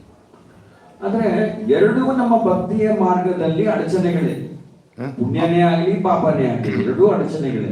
Often we meet people who say, well, spiritual life very nice, but first we gotta handle all these problems of people without food and suffering and all this in the world. Then we can do bhakti later on. ಕೆಲವರು ನಾವು ಭಕ್ತಿ ಮಾರ್ಗದಲ್ಲಿ ಬನ್ನಿ, ನೀವು ಭಕ್ತಿ ಸಾಧನೆ ಮಾಡಿ ಅಂದ್ರೆ ಅವ್ರೇನ್ ಹೇಳ್ತಾರೆ, ಮೊದಲನೇದಾಗಿ ಪ್ರಪಂಚದಲ್ಲಿ ಇರುವಂತಹ ಅನೇಕ ಸಮಸ್ಯೆಗಳನ್ನು ಬಗೆಹರಿಸೋಣ, ಅದಾದ ನಂತರ ನೋಡೋಣ ಅಂತ. So if we have to struggle so much just to make us kind of a half peaceful existence, then we have no time for bhakti. ಜೀವನದಲ್ಲಿ ಎದುರಿಸುವಂತ ಸಮಸ್ಯೆಗಳನ್ನೆಲ್ಲ ನಾವು ಬಗೆಹರಿಸಿಕೊಂಡು ಹೋಗಿ ಭಕ್ತಿ ಮಾಡೋಣ ಅಂದ್ರೆ ಸಮಯ ಅಲ್ಲಿ ಸಿಗುತ್ತೆ ಭಕ್ತಿಗೋಸ್ಕರ. And as a result of all of those sinful activities in the past, we develop certain impressions of attraction for those sinful activities. ಅದೊಂದು ಅಪಾಯ ಬೇರೆ. ನಾವು ಪಾಪಕೃತ್ಯಗಳನ್ನು ಮಾಡೋದ್ರಿಂದ ಪಾಪಕೃತ್ಯಗಳು ಮಾಡೋದಕ್ಕೆ ನಮಗೊಂದು ಆಸಕ್ತಿ ಅನ್ನೋದು ಬೆಳೆದುಬಿಡುತ್ತೆ ಮಾನಸಿಕವಾಗಿ. And those impressions will continue in this lifetime, so then we'll have to struggle with all sorts of desires. ಇದೇನಾಗುತ್ತೆ, ಇದರ ಪರಿಣಾಮದಿಂದ ನಾವು ಮುಂದೆ ಬರುವಂತಹ ಸಮಯದಲ್ಲಿ ಜೀವನಗಳಲ್ಲಿ ನಮ್ಮ ಮನಸ್ಸಿನಲ್ಲಿ ಇಂತಹ ಒಂದು ಪಾಪಕೃತ್ಯಗಳು ಮಾಡಬೇಕು ಅನ್ನೋ ಆಸೆ ಪ್ರಬಲವಾಗಿರುತ್ತೆ. If we do punyas, then we are born, and then we may have lots of enjoyment in this life. ಅದೇ ರೀತಿ ಪುಣ್ಯಕರ್ಮಗಳನ್ನು ಮಾಡಿದಾಗ ನಾವು ಬೇರೆ ಬೇರೆ ರೀತಿಯಲ್ಲಿ ಸುಖ ಸಂತೋಷವನ್ನು ಅನುಭವಿಸುತ್ತೇವೆ. But we may become so attached to that it's difficult for us to do bhakti. ಅದೇ ರೀತಿ ನಾವು ಸುಖ ಸಂತೋಷಗಳಿಗೆ ನಾವು ಬಲಿಯಾಗ್ಬಿಡ್ತೀವಿ. ಈ ಬಲಿಯಾದ ನಂತರ ಭಕ್ತಿ ಮಾಡಲಿಕ್ಕೆ ಮನಸ್ಸು ಇರೋದಿಲ್ಲ, ಸಮಯನೂ ಕೊಡೋದಿಲ್ಲ ನಾವು. Okay, then we have anarthas arising from aparads. Here we mean non-aparads. ಈಗ ನಾವು ಅಪರಾಧಗಳು ಅಂದ್ರೆ ತಪ್ಪು ಮಾಡೋದು, ಭಕ್ತಿಯ ಮಾರ್ಗದಲ್ಲೂ ಕೂಡ ನಾವು ಎಚ್ಚರಿಕೆಯಿಂದ ಇರಬೇಕು. ಯಾವ ರೀತಿಯ ತಪ್ಪುಗಳು ಮಾಡ್ತೀವಿ ಅನ್ನೋದನ್ನು ನೋಡೋಣ. So by unconscious aparads, we can remove the effect by constant chanting. ಉದ್ದೇಶಪೂರ್ವಕವಾಗಿ ಮಾಡುವ ಅಪರಾಧಗಳು ಒಂದು, ಉದ್ದೇಶವಿಲ್ಲದೆ ಆಕಸ್ಮಿಕವಾಗಿ ನಡೆಯುವಂತಹ ಅಪರಾಧಗಳು ಬೇರೆ. But if consciously we commit some aparads, the effect is very difficult to remove. ನಾವು ಉದ್ದೇಶಪೂರ್ವಕವಾಗಿ ಅಪರಾಧಗಳನ್ನು ಮಾಡೋದಾದ್ರೆ ಅದರ ಪರಿಣಾಮ ಬಹಳ ತೀವ್ರವಾಗಿರುತ್ತೆ, ಏನಂತಾರೆ ಜಾಸ್ತಿ ಕಾಲ ಇರುತ್ತೆ. That conscious aparad will create a great obstacle for us in getting any mercy. ಅದು ಭಕ್ತಿಯ ಮಾರ್ಗದಲ್ಲಿ ಒಂದು ದೊಡ್ಡ ಅಡಚಣೆ ಆಗಿ ಕೂತ್ಕೊಂಡ್ಬಿಡುತ್ತೆ, ಹಾಗೂ ಭಗವಂತನ ಕೃಪೆಗೆ ಪಾತ್ರರಾಗಕ್ಕೆ ಅದು ಅಡ್ಡಿ ಬರುತ್ತೆ. So it's like a little shell we got around us with the aparad, so that no mercy can get in. ಅದು ನಮ್ಮ ಸುತ್ತ ನಾವೇ ಒಂದು ಬೇಲಿ ಹಾಕೊಂಡ ಹಾಗೆ ಭಗವಂತನ ಕೃಪೆ ಅನ್ನೋದು ಒಳಗೆ ಪ್ರವೇಶ ಮಾಡಕ್ಕೆ ನಾವೇ ಬಿಡ್ತಾ ಇಲ್ಲ. ಯಾಕೆ? ನಾವು ಅಪರಾಧಗಳನ್ನು ಮಾಡ್ತಾ ಇದ್ದೀವಿ. So one of the most serious aparads is sadhu ninda or animosity to the Vaishnavas. ಬಹಳ ಏನ್ ಹೇಳ್ತೀವಿ ಅಪಾಯಕಾರಿಯಾದಂತಹ ಅಪರಾಧ ಯಾವುದು ಅಂದ್ರೆ ಅದಕ್ಕೆ ಸಾಧುನಿಂದ ಅಂತ ಹೇಳ್ತೀವಿ. ಸಾಧುನಿಂದ ಅಂದ್ರೆ ಅರ್ಥ ಏನು ಅಂದ್ರೆ ಬೇರೆ ವೈಷ್ಣವರನ್ನು ಭಕ್ತರನ್ನು ನಿಂದಿಸುವುದು, ತಪ್ಪುಗಟ್ಟಿಡಿಯುವುದು. So the effect is very bad. So how do we get rid of this aparad? ಆಕಸ್ಮಿಕವಾಗಿ ನಡೆದೋಯ್ತು ಅಂತ ಅನ್ಕೊಳ್ಳೋಣ. ಯಾವುದೋ ವೈಷ್ಣವರ ವಿರುದ್ಧ ನಾವು ನಮ್ಮ ಏನ್ ಹೇಳ್ತೀವಿ ದ್ವೇಷವನ್ನು ತೋರಿಸ್ಬಿಟ್ಟಿದೀವಿ. ಅದಕ್ಕೆ ಪರಿಹಾರವೇನು? So he explains that you have to repent, you have to regret doing that aparad. ನಾವು ಪಶ್ಚಾತ್ತಾಪ ಪಡಬೇಕು, ನಾವು ಕ್ಷಮೆ ಕೇಳಬೇಕು, ಹಾಗೂ ನಾವು ಯಾರನ್ನು ನಾವು ನಿಲ್ಲಿಸಿರ್ತೀವೋ ಅವರಿಗೆ ಗೌರವ ಸೂಚಿಸಬೇಕು. Second, you have to approach the person that you've committed the aparad against, and you have to apologize. ಯಾರನ್ನು ನಾವು ನಿಂದಿಸಿರ್ತೀವೋ ಅವರ ಹತ್ರ ಹೋಗಿ ನಾವು ಕ್ಷಮೆಯಾಚನೆ ಮಾಡಿಕೊಳ್ಬೇಕು. And then thirdly, you have to give proper respect in the future. ಹಾಗೂ ಭವಿಷ್ಯದಲ್ಲಿ ಮತ್ತೆ ಇದು ಆಗದೇ ಇದ್ದ ಹಾಗೆ ನೋಡ್ಕೊಳ್ಬೇಕು. And even if the Vaishnava gets upset, you have to go through this procedure. ಆಯ್ತು, ನಾವು ಅಪರಾಧ ಮಾಡಿದವರಿಗೆ ಬೇಜಾರಾಗಿದೆ, ಬೇಸರ ತೋರಿಸ್ತಾ ಇದ್ದಾರೆ, ಆದರೂ ಸಹ ಈ 3 ಹೆಜ್ಜೆಯನ್ನು ನಾವು ಹಾಕಲೇಬೇಕು. So if the Vaishnava is not satisfied with the apologies, all one can do is chant the name. ಆಕಸ್ಮಿಕವಾಗಿ ಒಬ್ಬ ವೈಷ್ಣವರನ್ನು ನಿಂದಿಸಿದ್ದೇವೆ, ನಾವು ಮಾಡಿದಂತಹ ಒಂದು ಏನ್ ಹೇಳ್ತೀವಿ ಪ್ರಾಯಶ್ಚಿತ್ತ ಅವ್ರಿಗೆ ತೃಪ್ತಿಕರವಾಗಿಲ್ಲ ಅಂತ ಇಟ್ಕೊಳ್ಳಿ. ಆಗ ಏನ್ ಮಾಡ್ಬೇಕು? ನಾವು ಭಗವಂತನ ದಿವ್ಯ ನಾಮದ ಸ್ಮರಣೆ ಜಪ ಮಾಡ್ಕೊಂಡು ಕೂತಿರ್ಬೇಕು. But if you think, well, I'll chant, I don't have to apologize, then you get more offense. It gets worse. ಆದ್ರೆ ನಾನು ಕೂತಿದ ಕಡೆ ಕೂತ್ಕೊಂಡು ನಾನು ಜಪ ಮಾಡ್ತೀನಿ, ನಾನು ಕ್ಷಮೆಯಾಚನೆ ಮಾಡಲ್ಲ ಹಾಗೂ ಅವರಿಗೆ ನಾನು ಪಶ್ಚಾತ್ತಾಪ ಮಾಡಲ್ಲ ಅಂದ್ರೆ ಅದು ಮತ್ತಷ್ಟು ದೊಡ್ಡ ತಪ್ಪಾಗುತ್ತೆ. ಮಾಡಿರೋ ತಪ್ಪಿಗಿಂತ ಮತ್ತಷ್ಟು ದೊಡ್ಡ ತಪ್ಪಾಗುತ್ತೆ. Or if you think, well, the Vaishnava other faults also, so why do I have to apologize? Then it gets more offensive.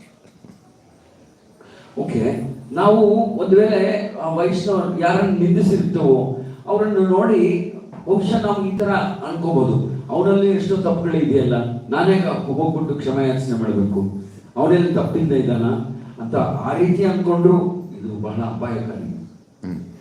So the Vaishnava aparad or the Sadhu Ninda is often called the mad elephant offense. ಅದಕ್ಕೆ ಇದು ಒಂದು ಮದ ಮದ ಮದ ಹೋದಂತಹ ಆನೆಗೆ ಹೋಲಿಸಲಾಗಿದೆ ಈ ಅಪರಾಧ. Yeah. So it can cause very great disturbance in our devotional progress. ಒಂದು ಮದ ಇರುವಂತಹ ಆನೆ ಒಂದು ಒಂದು ವನದಲ್ಲಿ ಬಿಟ್ಬಿಟ್ರೆ ಹೀಗೆ ಎಲ್ಲ ಸರ್ವನಾಶ ಮಾಡುತ್ತೋ ಅದೇ ರೀತಿ ಈ ವೈಷ್ಣವ ಅಪರಾಧ ಮ್ಯಾಡ್ ಎಲಿಫೆಂಟ್ ಅಫೆನ್ಸ್ ಅಂತ ಹೇಳ್ತಾರೆ. So if we commit that offense, then we have to follow the proper procedure. ನಾವು ಅಪರಾಧ ಮಾಡಿದ್ರೆ, ಯಾರನ್ನಾದರೂ ನಿಂದಿಸಿದ್ರೆ ಆಕಸ್ಮಿಕವಾಗಿಯೇ ಅಥವಾ ಉದ್ದೇಶಪೂರ್ವಕವಾಗಿಯೂ ಸಹ ಅದು ನಾವು ಪ್ರಾಯಶ್ಚಿತ್ತ ಮತ್ತೆ ಕ್ಷಮೆಯಾಚನೆ ಮಾಡಲೇಬೇಕು. So another offense to the name is to consider that Vishnu's position is equal to Devatas. ಮತ್ತೊಂದು ಅಪರಾಧ ಈ ಭಾರತ ದೇಶದಲ್ಲಿ ಅನೇಕ ಜನರು ಈಗ ಅಪರಾಧ ಮಾಡ್ತಾರೆ. ಏನಪ್ಪಾ ಅಂದ್ರೆ ಭಗವಂತ ಶ್ರೀ ವಿಷ್ಣುವನ್ನ ಬ್ರಹ್ಮ ಶಿವ ಇತರ ದೇವತೆಗಳಿಗೆ ಹೋಲಿಸ್ತಾರೆ. ಎಲ್ಲರೂ ಒಂದೇ ಸರಿ ಸಮಾನ ಅಂತ ತಪ್ಪು ಅಭಿಪ್ರಾಯ ಇರುತ್ತೆ. However, in our very basic scriptures like Bhagavad Gita, then we have an explanation of position of Vishnu, position of Shiva, position of Brahma, and other Devatas and other Jivas. ಆದರೆ ನಮ್ಮ ಭಗವದ್ಗೀತಾ ಮತ್ತು ಇತರ ಗ್ರಂಥಗಳಲ್ಲಿ ಸ್ಪಷ್ಟವಾಗಿ ಹೇಳಿರುವಂತ ಮಾತೇನೆಂದ್ರೆ ಕೃಷ್ಣನ ಸ್ಥಾನ ಏನು, ದೇವತೆಗಳ ಸ್ಥಾನ ಏನು, ಶಿವ ಬ್ರಹ್ಮ ಇಂದ್ರಾದಿ ದೇವತೆಗಳ ಸ್ಥಾನ ಏನು ಅನ್ನೋದನ್ನ ಸ್ಪಷ್ಟವಾಗಿ ವಿವರಿಸಲಾಗಿದೆ. So Vishnu is independent Supreme Lord. Vishnu ಸ್ವಾತಂತ್ರ್ಯವಾದಂತಹ ಒಂದು ಮಹಾಪುರುಷ. Shiva is also Supreme Lord, but he is somewhat covered by the gunas. Shiva ಕೂಡ ಪರಮದೇವೋತ್ತಮ ಪುರುಷ ಅಂತಾನೆ ಹೇಳುವುದು, ಪರಮ ಪುರುಷ ಅಂತ ಹೇಳುವುದು. ಆದರೆ ಶಿವ ಸ್ವಲ್ಪ ತಮ ಗುಣದ ಪ್ರಭಾವದಲ್ಲಿದ್ದಾನೆ ಅಂತ ಕೂಡ ಹೇಳ್ಬೋದು. Consequently, he does not display all of the qualities that Vishnu displays. ಆದ್ರಿಂದ ವಿಷ್ಣು ಭಗವಂತ ಶ್ರೀ ವಿಷ್ಣುವಲ್ಲಿದ್ದಂತಹ ಗುಣಗಳನ್ನೆಲ್ಲ ಪ್ರದರ್ಶಿಸುವುದಕ್ಕೆ ಆಗಲಿಲ್ಲ ಶಿವನ ಕೈ. ಯಾಕೆ? ಸ್ವಲ್ಪ ತಮಗುಣದ ಪ್ರಭಾವದಲ್ಲಿ ಇರ್ತಾರೆ. So in Nectar of Devotion, Rupa Goswami explains that Shiva displays 5 qualities less than Vishnu. ಭಕ್ತಿ ರಸಾಮೃತ ಸಿಂಧು ಅನ್ನೋ ಗ್ರಂಥದಲ್ಲಿ ಭಗವಂತ ಶ್ರೀ ವಿಷ್ಣುವಿಗೆ ಎಷ್ಟು ಗುಣಗಳಿದೆಯೋ ಆ ಸಂಖ್ಯೆಯಿಂದ 5 ಗುಣಗಳು ತೆಗಿಬೇಕು. ಆ 5 ಗುಣ ತೆಗೆದ ನಂತರ ಅಷ್ಟೊಂದು ಗುಣಗಳು ಶಿವನ ಹತ್ರ ಇರುತ್ತೆ ಅಂತ ಹೇಳ್ತಾರೆ. 5 ಗುಣಗಳ ಕಮ್ಮಿ ಶಿವಂದು. Brahma and other Devatas are Jivas. ಆದ್ರೆ ಬ್ರಹ್ಮ ಯಾರು ದೇವತೆಗಳು ಯಾರು ಅಂದ್ರೆ ನಮ್ಮ ತರ ಜೀವಾತ್ಮಗಳು ಅವರು ಕೂಡ. And they're given special powers by the Lord. ಆದ್ರೆ ವಿಶೇಷ ಅಧಿಕಾರ ಇದೆ. Sometimes, of course, the Lord himself becomes a Brahma. Sometimes Lord becomes Brahma also. ಯಾರು ಬ್ರಹ್ಮನ ಸ್ಥಾನದಲ್ಲಿ ಕೂತ್ಕೊಳ್ಳಿಕ್ಕೆ ಅರ್ಹತೆ ಇಲ್ವೋ, ಸೂಕ್ತ ಅಭ್ಯರ್ಥಿ ಇಲ್ವೋ ಅಂತ ಕಾಲದಲ್ಲಿ ಭಗವಂತನೇ ಬ್ರಹ್ಮನ ರೂಪದ ತಾಳ್ತಾನೆ.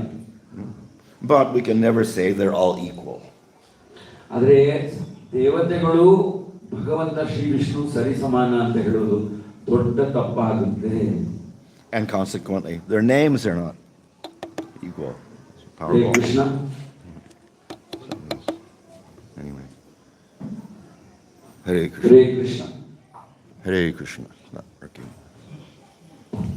Yours is working. Mine is. Maybe the batteries are gone out. Hare Krishna. This works fine. Okay. So therefore, the Vishnu, Shiva. Come back side.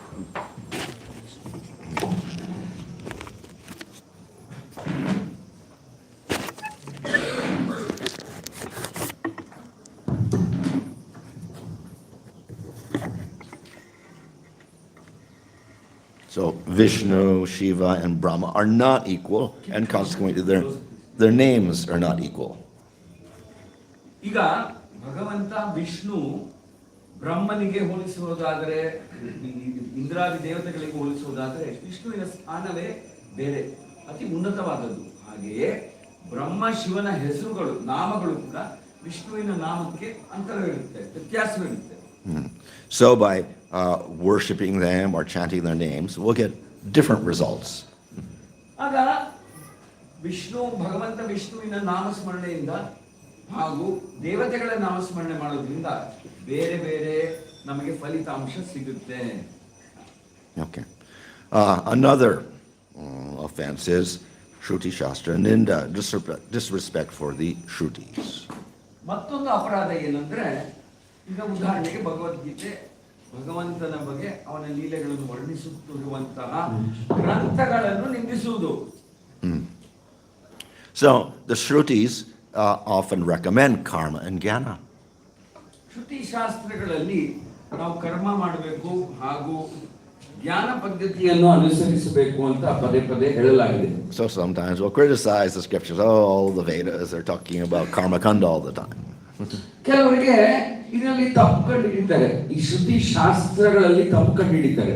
ಸರಿ ಇಲ್ಲ, ಇದು ಲೋಪದೋಷಗಳಿದೆ ಶ್ರುತಿ ಶಾಸ್ತ್ರಗಳಲ್ಲಿ ಅಂತ ಹೇಳೋರು ಇರ್ತಾರೆ.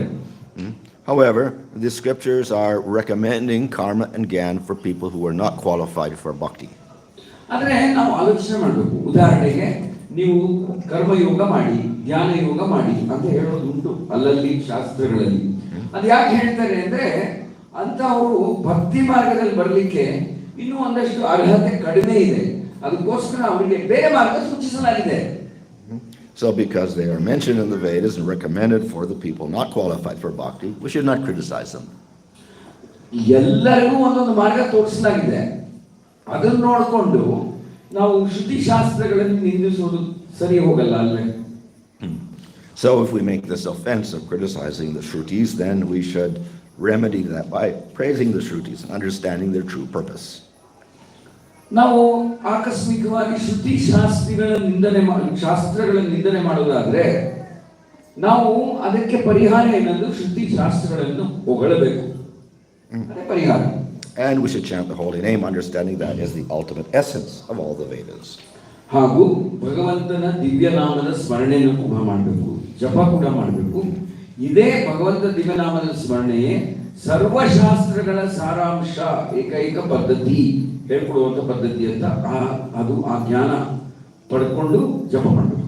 So the fourth type of anartha was that arises from bhakti. ಈಗ ನಾವು ನೋಡ್ತಿರೋದೇನಂದ್ರೆ, ಭಕ್ತಿಯ ಮಾರ್ಗದಲ್ಲಿ ನಾವು ಮುಂದುವರಿಬೇಕು ಅಂದ್ರೆ ಯಾವ ಅನರ್ಥಗಳು ಆಗಾಗ ಬರುತ್ತೆ. So bhakti itself does not create anarthas, it destroys anarthas. ಭಕ್ತಿಗೆ ಭಕ್ತಿ ಮಾಡೋದ್ರಿಂದ ನಮ್ಮ ಅನರ್ಥಗಳು ನಾಶವಾಗುತ್ತೆ, ಕ್ಷೀಣ ಹೋಗುತ್ತೆ, ಕ್ಷೀಣಿಸುತ್ತೆ. But by cultivating bhakti, then you may get material assets, worship, fame, and position.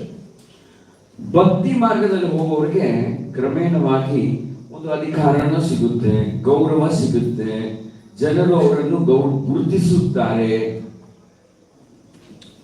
If one becomes attracted to these things, this becomes anartha.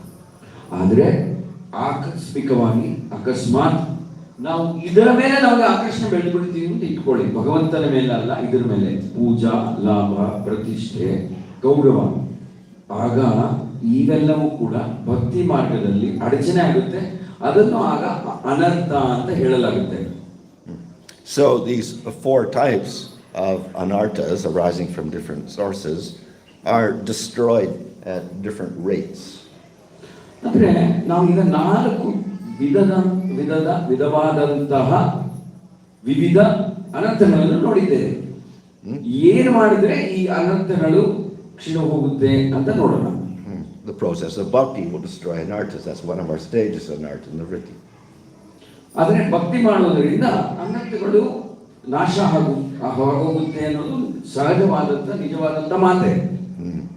So those anarthas arising from sin or piety will generally be all destroyed in the asakti stage. ನಾವು ಭಕ್ತಿ ಮಾರ್ಗದಲ್ಲಿ ಆಸಕ್ತರಾದಾಗ ನಾವು ಪಾಪಕೃತ್ಯಗಳಿಂದ ಮಾಡಿ ಸಿಗುವಂತಹ ಅನರ್ಥಗಳು ಆ ಹಂತದಲ್ಲಿ ನಾಶವಾಗುತ್ತೆ. Those that arise from the faulty bhakti will be destroyed in the ruchi stage more quick. ಭಗವಂತನ ಭಕ್ತಿ ಮಾರ್ಗದಲ್ಲಿ ನಾವು ಆಸಕ್ತಿಯಿಂದ ಮತ್ತೊಂದು ಹೆಜ್ಜೆ ಮುಂದಕ್ಕೆ ಹೋಗಿ ರುಚಿ ಅನ್ನೋದು ಬೆಳೆದ ಮೇಲೆ ನಾವು ಭಕ್ತಿ ಮಾರ್ಗದಲ್ಲಿ ನಾವು ಮಾಡುವಂತಹ ಅಡಚಣೆಗಳಿಂದ ನಮಗೆ ಮುಕ್ತಿ ಸಿಗುತ್ತೆ. And those that arise from aparad, it continues and continues and continues even in the bhava stage, the effects of aparads.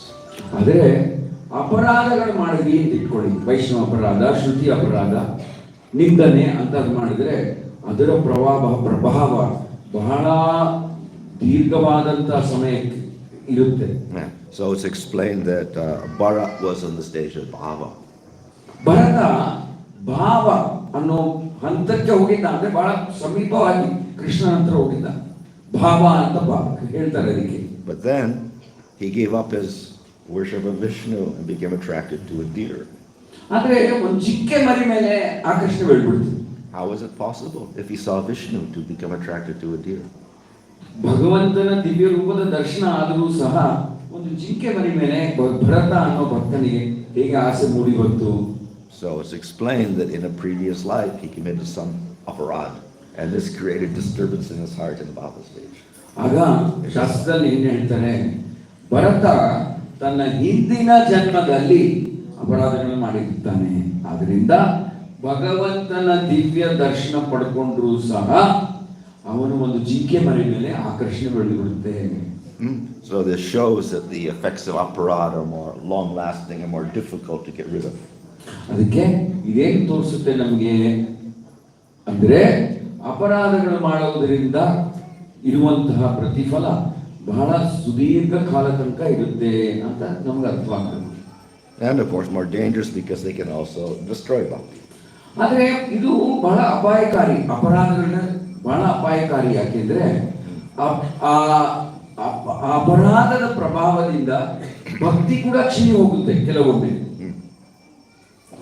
So here we have the different stages from faith all the way to prema, and we see the gradually from faith all the way up to prema, the attraction to Krishna increases. That's the pink part.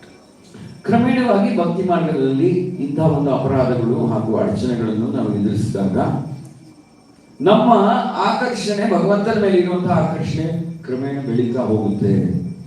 And that blue part is the attraction to Maya, the anarthas. It is a lot in the beginning, but then as we do it, it decreases, and we find by the end of a Shakti, most of it is gone. ಆಗ ಈಗ ಎರಡು ಬಣ್ಣ ಇದೆ ನೋಡಿ, ಒಂದು ಬಣ್ಣ ಭಕ್ತಿ, ಒಂದು ಬಣ್ಣದಲ್ಲಿ ಭಕ್ತಿ ಬೆಳೀತಾ ಇದೆ, ಮತ್ತೊಂದು ಬಣ್ಣದಲ್ಲಿ ಆ ಅನರ್ಥಗಳು ಕಮ್ಮಿ ಆಗ್ತಾ ಹೋಗ್ತಾ ಇದೆ ಜೀವನದಲ್ಲಿ. ಆ ನೀಲಿ ಬಣ್ಣದಲ್ಲಿ ಕಮ್ಮಿ ಆಗ್ತಾ ಹೋಗ್ತಾ ಇದೆ, ಅನರ್ಥಗಳ ಪ್ರಭಾವ ಕೂಡ ಕಡಿಮೆ ಆಗ್ತಾ ಹೋಗ್ತಾ ಇದೆ. But then we see the black portion there, the gray portion at the end is the aparad, and that will continue even into the bhava stage. ಆ ತುದಿನಲ್ಲಿ ಮತ್ತೊಂದು ಬಣ್ಣದಲ್ಲಿ ಇದೆ ನೋಡಿ, ಅದೇನಂದ್ರೆ ಅಪರಾಧಗಳ ಪ್ರಭಾವ, ಅದು ಕಡಿಮೆ ಆಗಲ್ಲ ಅಷ್ಟು ಸುಲಭವಾಗಿ. ಅಪರಾಧಗಳ ಪ್ರಭಾವ ಅಷ್ಟು ಸುಲಭವಾಗಿ ಕಡಿಮೆ ಆಗಲ್ಲ. So due to the aparads we get this, due to the anarthas we'll get the anishtita bhakti. ಅಪರಾಧಗಳು ಮಾಡೋದ್ರಿಂದ ನಮ್ಮ ಭಕ್ತಿ ಅನಿಶ್ಚಿತ ಅಂತ ಹೇಳ್ತಾರೆ, ಅಂದ್ರೆ ಸ್ವಲ್ಪ ಚಂಚಲವಾಗಿರುತ್ತೆ. And by practicing bhakti, we go through anartha and vritti, and we come to nishtha. ಆಗ ನಾವು ಭಕ್ತಿಯನ್ನು ಕೈ ಬಿಡಬಾರ್ದು. ಆಗ ಸ್ವಲ್ಪ ಚಂಚಲ ಆದರೂ ಸಹ ಭಕ್ತಿ ಮಾರ್ಗದಲ್ಲಿ ಮುಂದುವರಿತಾ ಇರಬೇಕು. ಕ್ರಮೇಣವಾಗಿ ನಿಷ್ಠಾವಂತರಾಗ್ತೀವಿ ಭಕ್ತಿಯಲ್ಲಿ. So we'll see on this diagram, nishtha is slightly more attraction for Krishna and slightly less attraction for Maya. ಆಗ ನಾವು ಏನೇ ಆಗಿ ಭಕ್ತಿ ಮಾರ್ಗ ಬಿಟ್ಕೊಡಬಾರ್ದು. ಕ್ರಮೇಣವಾಗಿ ಭಕ್ತಿಯ ಸೇವೆಯಲ್ಲಿ ತೊಡಗಿ ಆಗ ಎಲ್ಲ ಅನರ್ಥಗಳ ಪ್ರಭಾವ ಕಡಿಮೆ ಆಗುತ್ತೆ, ಅಪರಾಧಗಳ ಪ್ರಭಾವ ಕೂಡ ಕ್ರಮೇಣವಾಗಿ ಕಡಿಮೆ ಆಗುತ್ತೆ. So the anarthas are still there, but they do not disturb the bhakti so much because there's more of the bhakti there. ಭಕ್ತಿಯ ಪ್ರಭಾವ, ಭಕ್ತಿಯ ಅಂಶ ನಮ್ಮ ಜೀವನದಲ್ಲಿ ಜಾಸ್ತಿ ಆದಷ್ಟು ಅನರ್ಥಗಳ ಪ್ರಭಾವ ಕಡಿಮೆ ಆಗುತ್ತೆ. And as we continue bhakti, then gradually all the anarthas are destroyed. ಆಗ ನಾವು ಅದೇ ರೀತಿ ಬಿಡುವಿಲ್ಲದೆ ಕೈ ಬಿಡದೆ ಭಕ್ತಿಯ ಮಾರ್ಗವನ್ನು ಭಕ್ತಿ ಮಾರ್ಗದಲ್ಲಿ ಮುಂದುವರ್ಕೊಂಡು ಹೋಗ್ತಾ ಇದ್ರೆ ಎಲ್ಲ ಅನರ್ಥಗಳು ನಾಶವಾಗುತ್ತೆ ಕ್ರಮೇಣವಾಗಿ. So Vishnu Chakravarti also explains that we went through this gradual destruction of anarthas. So this takes place because we committed namaparats. ಏನಪ್ಪ ಮೂಲ ಕಾರಣ ಅಂದ್ರೆ ಮೂಲ ಕಾರಣ ಇದಕ್ಕೆಲ್ಲ ನಾಮ ಅಪರಾಧ.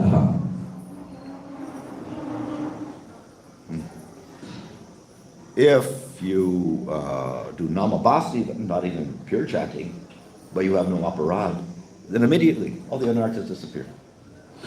ನಾವು ಶುದ್ಧ ಭಕ್ತರಲ್ಲ ಅಂತಾನೆ ಇಟ್ಕೊಳ್ಳಿ, ಆದ್ರೆ ಭಗವಂತನ ದಿವ್ಯ ನಾಮ ಜಪ ಮಾಡಿದಾಗ ಅಪರಾಧಗಳಿಲ್ಲದೆ ಜಪ ಮಾಡ್ತಾ ಇದ್ದೀವಿ ಅಂತ ಇಟ್ಕೊಳ್ಳಿ. ಆಗ ತತ್ಕ್ಷಣ ಅದೇ ಕ್ಷಣ ಅನರ್ಥಗಳೆಲ್ಲ ಮಾಯ ಆಗ್ಬಿಡುತ್ತೆ. So that we see in the case of Ajamil. He was not even doing bhakti, he was just chanting name Narayan, his son, but all of his karmas completely destroyed immediately. ಅಜಾಮಿಲನ ಉದಾಹರಣೆ ನಾವು ತಗೋಬಹುದು. ಅವನು ಶುದ್ಧ ಭಕ್ತನೇ ಅಲ್ಲ, ಮಗನ ಹೆಸರು ನಾರಾಯಣ, ಮಗನನ್ನು ನೆನೆಸ್ಕೊಳ್ತಾನೆ ಸಾಯೋ ಸಮಯಕ್ಕೆ, ಆ ಮಗನ ಹೆಸರನ್ನು ಉಚ್ಚರಿಸುತ್ತಾನೆ. ಅದರ ಯಾಕಂದ್ರೆ ಅಪರಾಧವಿಲ್ಲದೆ ಉಚ್ಚರಿಸುತ್ತಾನೆ. ಅದರ ಪ್ರಭಾವದಿಂದ ತಾನು ಮಾಡಿದಂತಹ ಎಷ್ಟು ಪಾಪಕರ್ಮಗಳು ಪಾಪಕೃತ್ಯಗಳ ಪ್ರಭಾವ ಮಾಯ ಆಗುತ್ತೆ. Okay.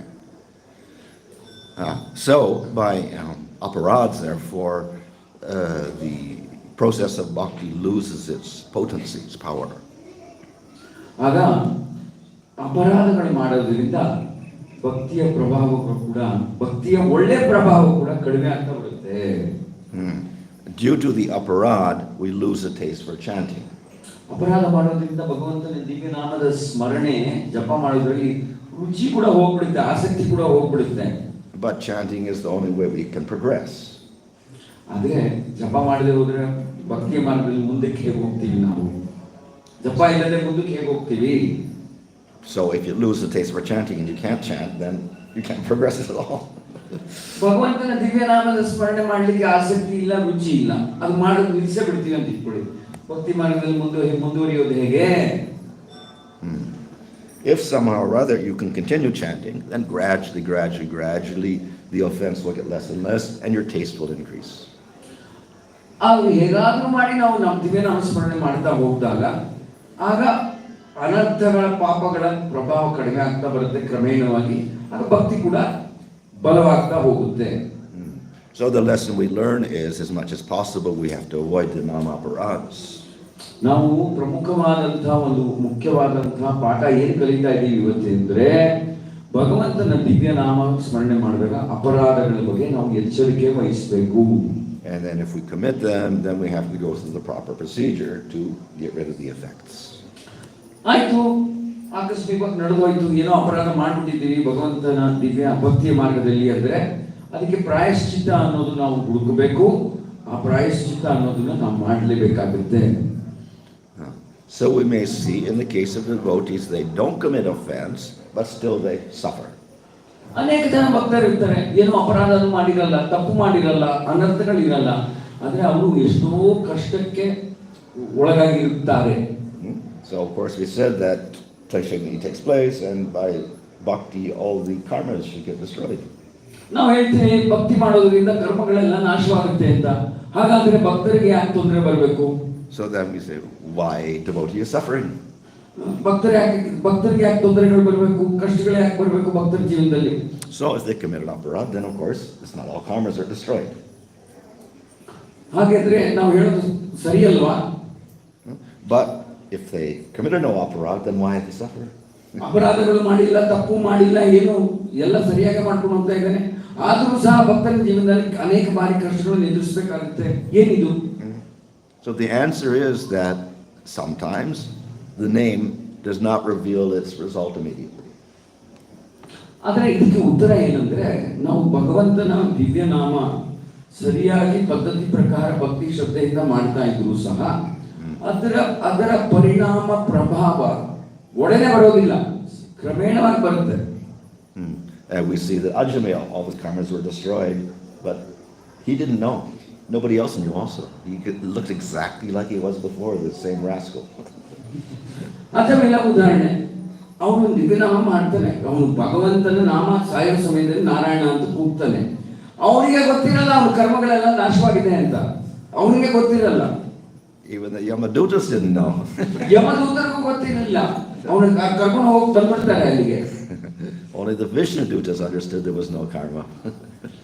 ಆದ್ರೆ ಭಗವಂತನ ದೂತರಾದಂತ ವಿಷ್ಣುದೂತರಿಗೆ ಮಾತ್ರ ಅರ್ಥವಾಯಿತು ಈ ನಾಮಸ್ಮರಣೆ ನಾಮ ಉಚ್ಚಾರಣೆಯ ಪ್ರಭಾವದಿಂದ ಅವನಿಗೆ ಕರ್ಮಗಳೇ ಇಲ್ಲ ಅಂತ. So it may be difficult to detect that all of the anarthas have gone or the karmas are destroyed because it may not be visible to us. ಅದು ನಮ್ ಕಣ್ಣು ಕಾಣಲ್ಲ, ಅವನ ಕರ್ಮಗಳು ಇದೆಯಾ ನಾಶವಾಗಿದೆಯಾ ಅನ್ನೋದು ಕೇವಲ ವಿಷ್ಣುದೂತರ ಅಂತ ಅವ್ರಿಗೆ ಅರ್ಥವಾಗುತ್ತೆ. We see, of course, even the Nityasiddhas seem to suffer. ಅದೇ ರೀತಿ ಶುದ್ಧ ಭಕ್ತರನ್ನು ನೋಡಿದಾಗ, ನಿತ್ಯ ಸಿದ್ಧ ಶುದ್ಧ ಭಕ್ತರನ್ನು ನೋಡಿದಾಗ ಅವರು ಬಹುಶಃ ಏನೋ ಕಷ್ಟ ಅನುಭವಿಸ್ತಾ ಇರಬಹುದು, ಆದ್ರೆ ಅವರು ಅದಕ್ಕೆ ಕಾರಣ ಏನಂದ್ರೆ ಅದು ಕರ್ಮ ಅಂತ ಹೇಳಲಿಕ್ಕೆ ತಪ್ಪಾಗುತ್ತೆ. So the Pandavas got exiled for 13 years. ಉದಾಹರಣೆ, ಪಾಂಡವರು ಪಾಪ ಅರಣ್ಯವಾಸ ಹೋಗ್ಬೇಕಾಯ್ತು 13 ವರ್ಷಕ್ಕೆ, ಅವ್ರೇನ್ ಪಾಪ ಮಾಡಿದ್ರು? So then when we say, oh, bad karma, they have some bad karma. ಅವ್ರದ್ದು ಏನೋ ಕೆಟ್ಟ ಕರ್ಮ ಮಾಡಿದ್ರು ಅಂತ ಹೇಳಕ್ಕಾಗುತ್ತಾ? ವನವಾಸ ಮಾಡಿದ್ದಕ್ಕೆ Nityasiddhas, there's no karma. ಪಾಂಡವರು ತಪ್ಪು, ಪಾಂಡವರು ಯಾವ ತಪ್ಪು ಮಾಡಿರಲಿಲ್ಲ. So this is an arrangement of the Supreme Lord only. ಇದು ಭಗವಂತನ ದಿವ್ಯ ಲೀಲೆಗಳ ಒಂದು ಉದಾಹರಣೆ, ಭಗವಂತನ ದಿವ್ಯ ಲೀಲೆಯ ಒಂದು ಉದಾಹರಣೆ ಪಾಂಡವರು ವನವಾಸಕ್ಕೆ ಹೋಗೋದು. So we cannot judge by what looks like suffering to be karma in all cases.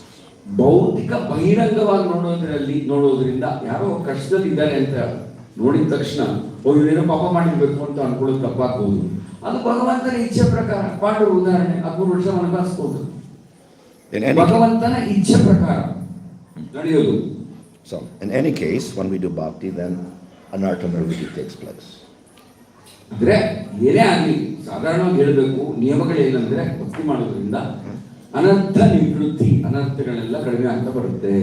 We go through this bhajana kriya, anartha nirvritti, we get to nishcha, and if we go on further, more and more anarthas get destroyed until we get to prema. ಇದು ಕ್ರಮೇಣವಾಗಿ ನಮ್ಮ ಜೀವನದಲ್ಲಿ, ನಮ್ಮ ಮನಸ್ಸಿನಲ್ಲಿ ಇದ್ದಂಥ ಸೂಕ್ಷ್ಮ ಹಾಗೂ ಎಲ್ಲ ಅನರ್ಥಗಳು ನಾಶ ಆದ ನಂತರ ಕೃಷ್ಣ ಪ್ರೇಮ ಅನ್ನೋದು ಪ್ರಕಟವಾಗುತ್ತೆ. Okay, Hare Krishna. Hare Krishna Hare Krishna Krishna Krishna ಹರೇ ಹರೇ, ಹರೇ ರಾಮ ರಾಮ ರಾಮ ಹರೇ ಹರೇ. ಸ್ವಾಮಿ ಮಹಾರಾಜ್ ಕಿ ಒಂದು 10 ನಿಮಿಷ ಸಮಯ ಆಗುತ್ತೆ, ಯಾರಿಗಾದ್ರೆ ಏನಾದ್ರು ಪ್ರಶ್ನೆಗಳಿದ್ರೆ ಕೇಳ್ಬೋದು.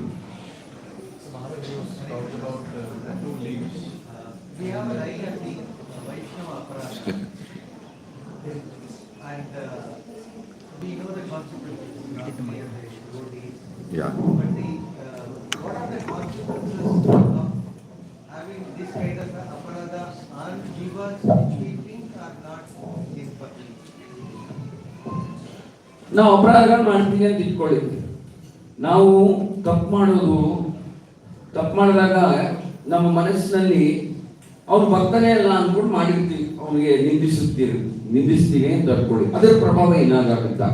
ಅವನು ಭಕ್ತನಲ್ಲ ಅಂತ ಅನ್ಕೊಂಡು ನಾವು ನಿಂದಿಸಿದಾಗ ಅದರ ಪ್ರಭಾವವೇನು?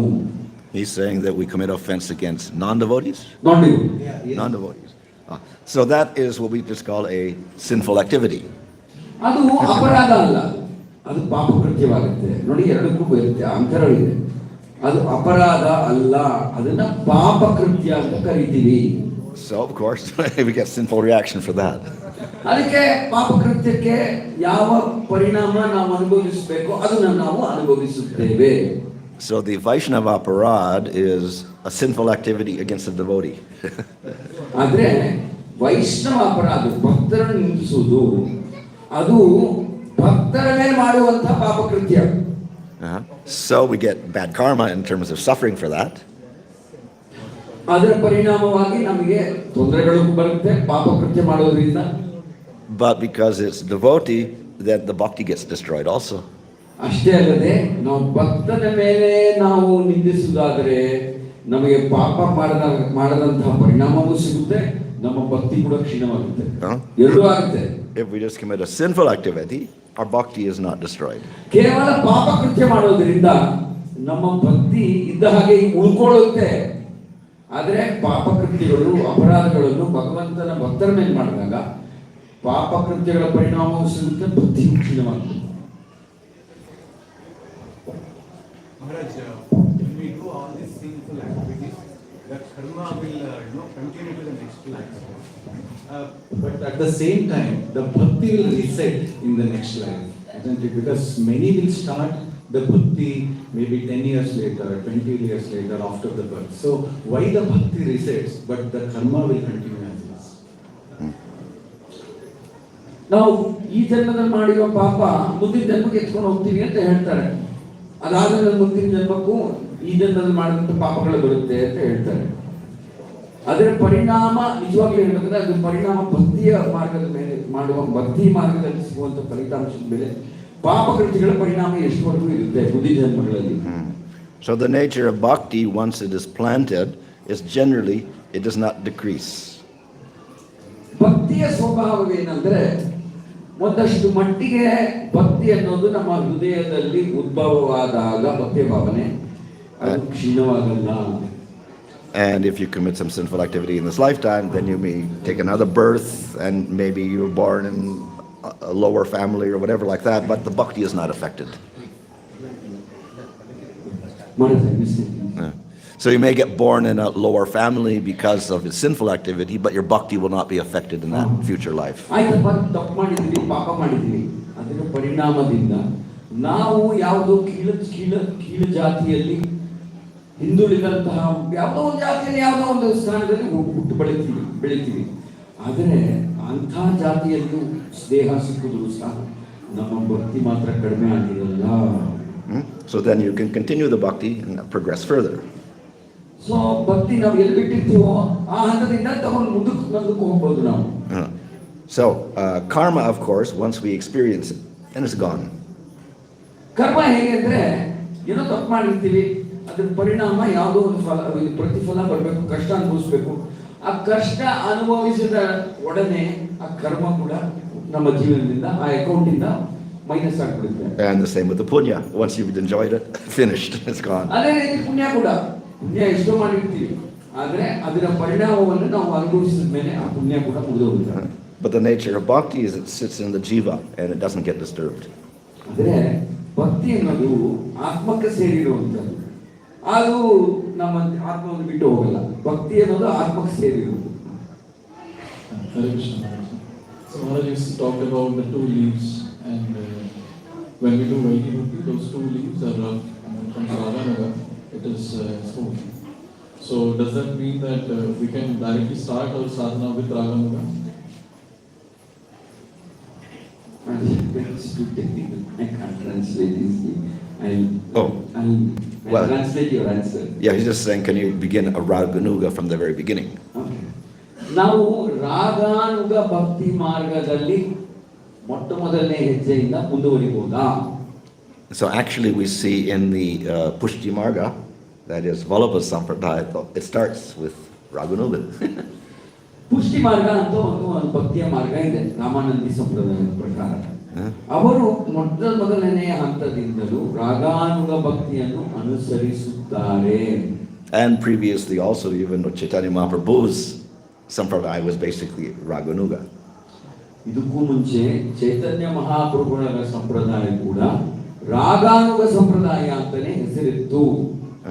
However, Bhaktisindhu Saraswati Thakur, he understood that this Raganuga, as it was passed down for many generations, gradually it got somewhat distorted.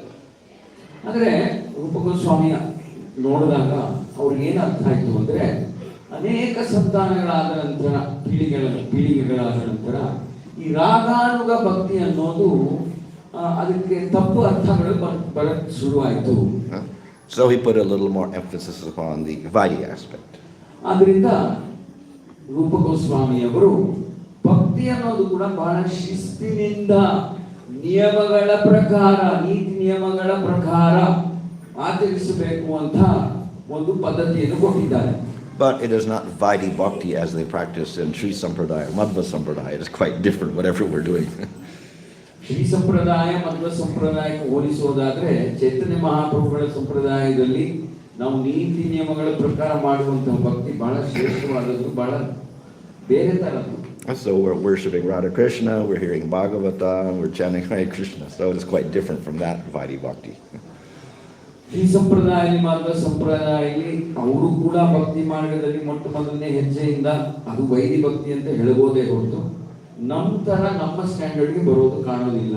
ಯಾಕಂದ್ರೆ ನಾವು ಭಗವಂತನ ದಿವ್ಯ ನಾಮವನ್ನು ಒಂದು ನಿರ್ದಿಷ್ಟ ಸಂಖ್ಯೆ ಪ್ರತಿನಿತ್ಯ ಜಪ ಮಾಡ್ತೀವಿ, ಭಾಗವತ ಶ್ರವಣ ಮಾಡ್ತೀವಿ, ಭಗವಂತನ ದಿವ್ಯ ಅರ್ಚ ವಿಗ್ರಹಗಳ ಆರಾಧನೆ ಕೂಡ ಮಾಡ್ತಾ ಇದ್ದೀವಿ.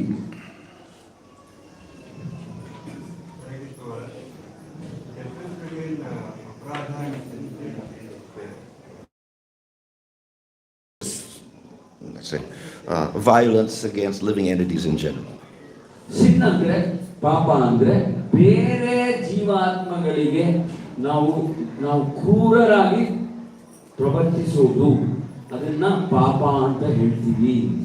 And aparad is a sin against the devotee or the Supreme Lord or the process of bhakti. ಆದರೆ ಅಪರಾಧ ಅಂದ್ರೆ ಏನಂದ್ರೆ ಭಗವಂತನ ಮೇಲೆ, ಭಗವಂತನ ಭಕ್ತಿಯ ಮಾರ್ಗದ ಮೇಲೆ, ಭಗವಂತನ ಭಕ್ತರ ಮೇಲೆ ನಾವು ಪಾಪ ಕೃತ್ಯಗಳನ್ನು ಮಾಡೋದು. Maharaj, in this slide that you mentioned, like in the stages of bhakti, the anarthas, this aparad remains like till the bhava level, and even in prema it was mentioned mostly like its ventilation still it remains, and then there was some siddha level like where all is what is that? Yeah.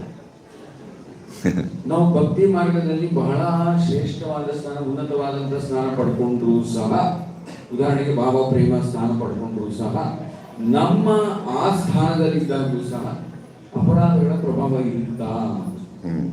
So by siddha he means no more material body, spiritual world, basically. ಸಿದ್ಧ ಪುರುಷರು ಈ ಪ್ರಪಂಚದಲ್ಲಿ ಇರೋಲ್ಲ, ಭಗವಂತನ ಪುಣ್ಯಧಾಮಕ್ಕೆ ಹೋಗಿ ಸೇರಿರುತ್ತಾರೆ. So of course we don't expect the prem bhakt to commit any aparads also.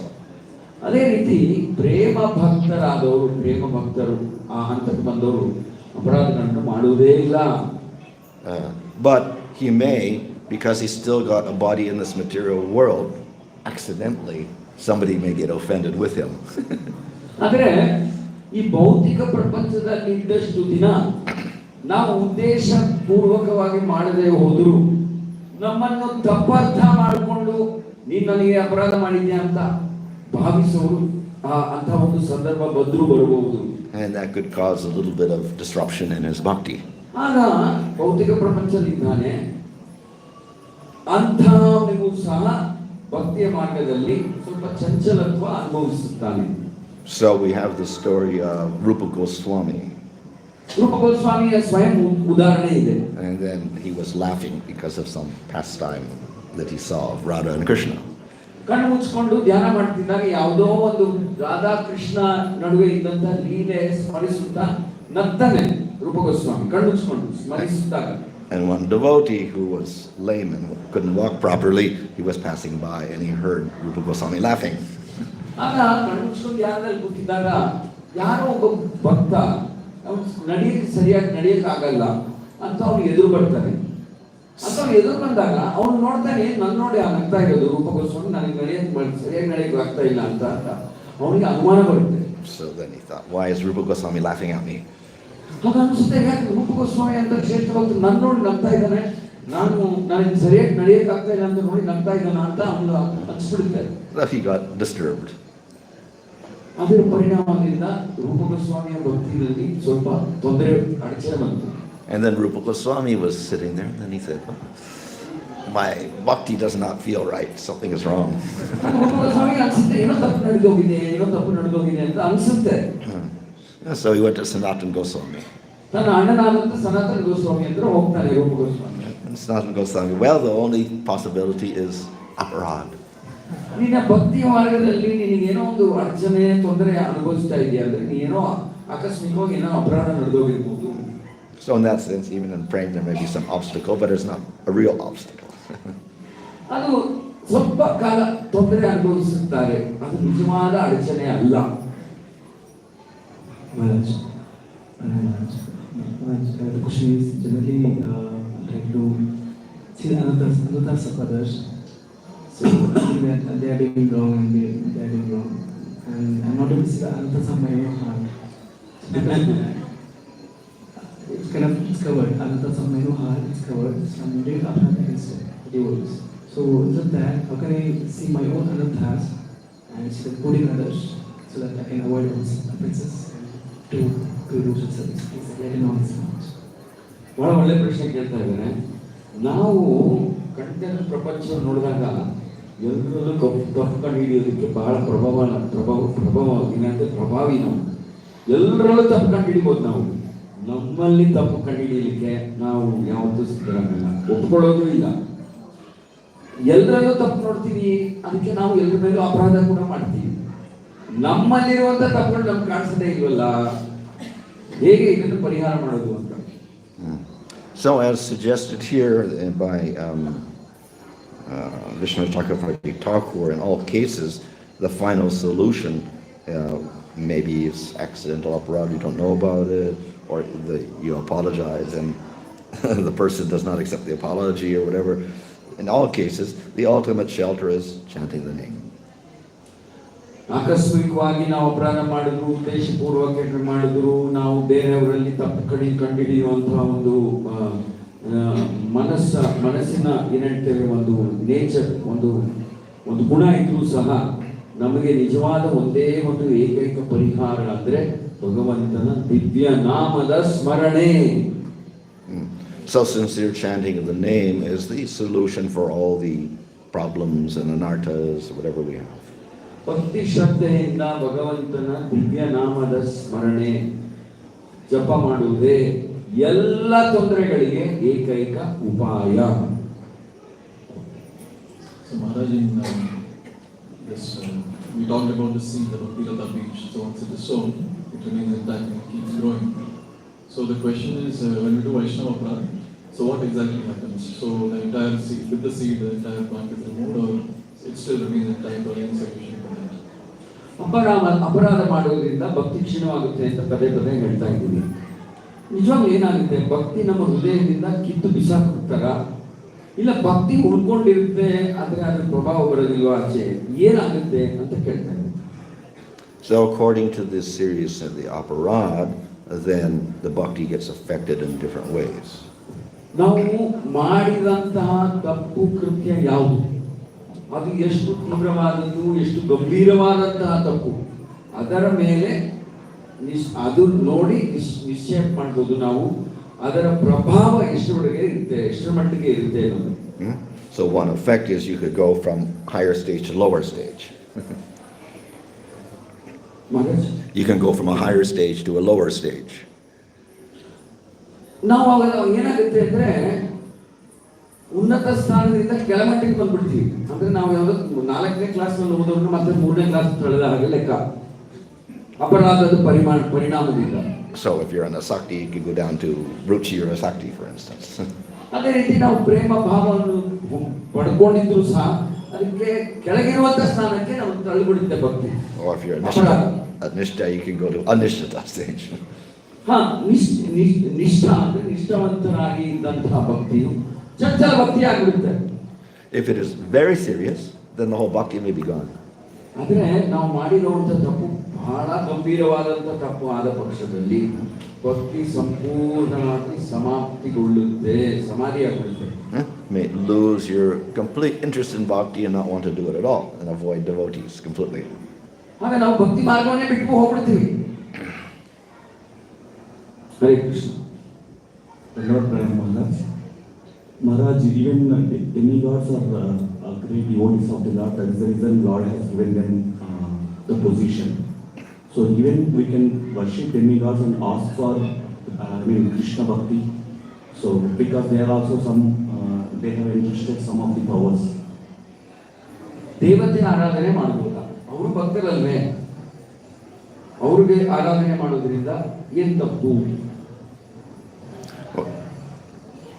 Generally, the devatas are worshippers of Vishnu. ದೇವತೆಗಳೆಲ್ಲ ವಿಷ್ಣು ಭಗವಂತ ವಿಷ್ಣುವಿನ ಭಕ್ತರೇ, ಅದು ನಿಜ. So it is said that it is rare that they get the chance to worship Krishna or Chaitanya Mahaprabhu. ದೇವತೆಗಳು ವಿಷ್ಣುವಿನ ಭಕ್ತರು, ಕೃಷ್ಣನಲ್ಲ. ಚೈತನ್ಯ ಮಹಾಪ್ರಭುದು ಅಲ್ಲವೇ ಅಲ್ಲ, ಅವರು ವಿಷ್ಣುವಿನ ಭಕ್ತರು. So if you want to get to Krishna, then you have to worship the devotees of Krishna. ಅದರಿಂದ ನಾವು ಕೃಷ್ಣ ಪಡಿಬೇಕು ಅಂದ್ರೆ ಕೃಷ್ಣನ ಭಕ್ತರನ್ನು ಆರಾಧಿಸಬೇಕು. ದೇವತೆಗಳನ್ನು ಆರಾಧಿಸಿದ್ರೆ ವಿಷ್ಣು ಸಿಗ್ತಾನೆ, ಕೃಷ್ಣನ ಭಕ್ತರನ್ನು ಆರಾಧಿಸಿದಾಗ ನಾವು ಕೃಷ್ಣ ಸಿಗ್ತಾನೆ.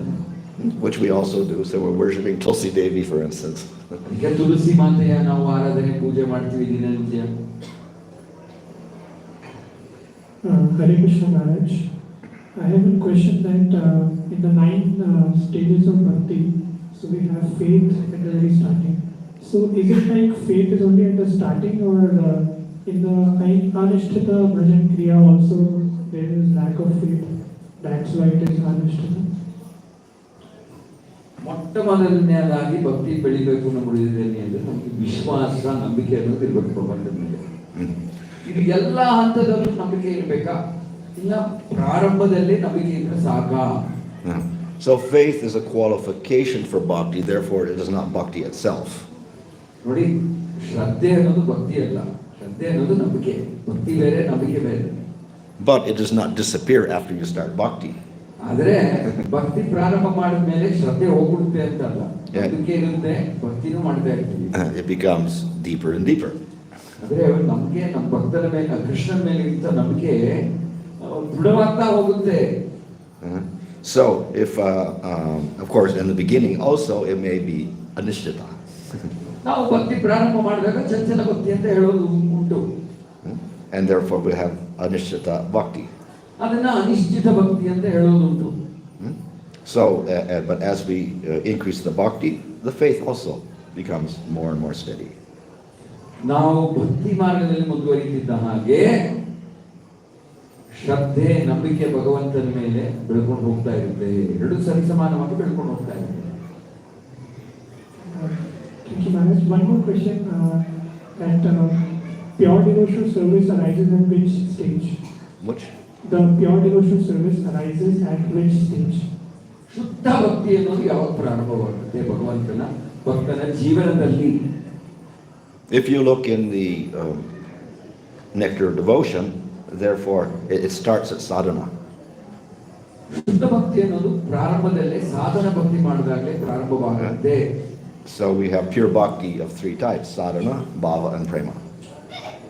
ಸಾಧನ, ಭಾವ, ಪ್ರೇಮ ಅನ್ನೋದು ಮೂರು ರೀತಿಯ ಭಕ್ತಿ. So preferably we should begin bhakti with pure bhakti. So ನಾವು ಸಾಧನ ಮಾಡಿದಾಗಲೂ ಸಹ ಅದನ್ನು ಶುದ್ಧ ಭಕ್ತಿ ಸಾಧನ ಅಂತ ಹೇಳಬಹುದು. And therefore we have many books that Srila Prabhupada has written, like the introduction to the Bhagavad Gita, so that we don't practice mixed bhakti. ಅಂದ್ರೆ ಪ್ರಭುಪಾದರು ಬರೆದಂತಹ ಗ್ರಂಥಗಳಲ್ಲಿ ಅವರು ಒಂದು ವಿಷಯ ಮಾತ್ರ ಹೇಳಿದ್ದಾರೆ, ನಾವು ಮಿಶ್ರಿತ ಭಕ್ತಿ ಅಂದ್ರೆ ಐಂದ್ರಿಯ ತೃಪ್ತಿನೂ ಪಡಿಬೇಕು ಅನ್ನೋದು ಮಿಶ್ರಿತ ಭಕ್ತಿ ಅಂತ ಹೇಳ್ತೀವಿ. ಅದೇ ಅಂತಹ ಒಂದು ಭಕ್ತಿಯಿಂದ ದೂರ ಇರಬೇಕು ನಾವು ಅಂತ ಪ್ರಭುಪಾದರ ಗ್ರಂಥಗಳನ್ನು ಬರೆದಿದ್ದಾರೆ. Hare Krishna Maharaj. Sometimes it so happens that Vaishnava becomes in material world subordinate to another Vaishnava. So how is that, whether it will lead to a Vaishnava aparat when it is coming in the material world, like in a job that we are giving some instruction, and sometimes there is need to be strict on the instructions, all these things. So how that this will be leading to a Vaishnava aparat or not? ಅಕಸ್ಮಾತ್ ನಾವೆಲ್ಲರೂ ಒಂದೇ ಕಡೆ ಕೆಲಸ ಮಾಡ್ತೀವಿ ಅಂತ ಇಟ್ಕೊಳ್ಳಿ. ಕೆಲವರು ಭಕ್ತರಾಗಿರ್ತಾರೆ, ನಾನು ಒಂದು ಪದಾಧಿಕಾರಿ ಆಗಿರ್ತೇನೆ ಅಂತ ಇಟ್ಕೊಳ್ಳಿ. ಆಗ ಅವ್ರು ತಿದ್ದಿಸ್ಬೇಕು, ತಪ್ಪು ಕೇಳಬೇಕು, ತಿದ್ದಬೇಕು. ಆ ತಿದ್ದಬೇಕು ಆದಾಗ ನಾನು ಕೋಪ ತೋರಿಸ್ಬೇಕಾಗ್ಬೋದು, ಅದು ಅಪರಾಧ ಆಗುತ್ತಾ? Of course, in the spiritual world we also have groups and subgroups. ಆಧ್ಯಾತ್ಮಿಕ ಪ್ರಪಂಚದಲ್ಲೂ ಕೂಡ ಒಟ್ಟಿಗೆ ಸೇವೆ ಮಾಡ್ತಾನೆ ಇರ್ತೀವಿ, ಅಲ್ಲೂ ಕೂಡ ಒಟ್ಟಿಗೆ ಇರ್ತೀವಿ, ಗುಂಪಾಗೇ ಇರ್ತೀವಿ. And we have leaders of groups, and then we have people under them. ಎಲ್ಲ ಗುಂಪಿಗೂ ಒಬ್ಬ ಮುಖಂಡ ಇದ್ದೇ ಇರ್ತಾನೆ. So it is natural that we want to follow. So ಅದು ಬಹಳ ಸಹಜ. ಮುಖಂಡರು ಹೇಳುವ ಮಾರ್ಗದಲ್ಲಿ ಹೋಗೋದು ಅನ್ನೋದು ಬಹಳ ಸಹಜ. But that is in terms of spiritual development. ಅದು ಆಧ್ಯಾತ್ಮಿಕ ಪ್ರಪಂಚದಲ್ಲಿ. So in our spiritual development, we're always under somebody. ಆಧ್ಯಾತ್ಮಿಕ ಪ್ರಪಂಚದಲ್ಲೂ ಕೂಡ ನಾವು ಯಾರೋ ಒಬ್ಬರ ಅನುಯಾಯಿಗಳಾಗಿರುತ್ತೇವೆ. But then we may be under somebody else as well. ಎಲ್ಲರೂ ಯಾರ ಅಡಿಯಲ್ಲಿ ಕೆಲಸ ಮಾಡ್ತಾ ಇರ್ತಾರೆ, ಸೇವೆ ಮಾಡ್ತಾ ಇರ್ತಾರೆ. But I think you're asking something else, and that is that it's the material positions may be different. So you're giving material orders to another Vaishnava. I think that's ನೀವು ಕೇಳ್ತಿರೋದೇನು ಅಂದ್ರೆ, ಈ ಪ್ರಪಂಚದಲ್ಲಿ ನಾನು ಎಲ್ಲೋ ಕೆಲಸ ಮಾಡ್ತಿದ್ದಾಗ, ನಾನು ಕೆಲಸ ಮಾಡೋ ಜಾಗದಲ್ಲಿ ವೈಷ್ಣವ ಇದ್ದಾಗ ನಾನು ಅವರಿಗೆ ಆದೇಶ ಕೊಡಬಹುದಾ ಅಂತ ಕೇಳ್ತಾ ಇದ್ದೀನಿ.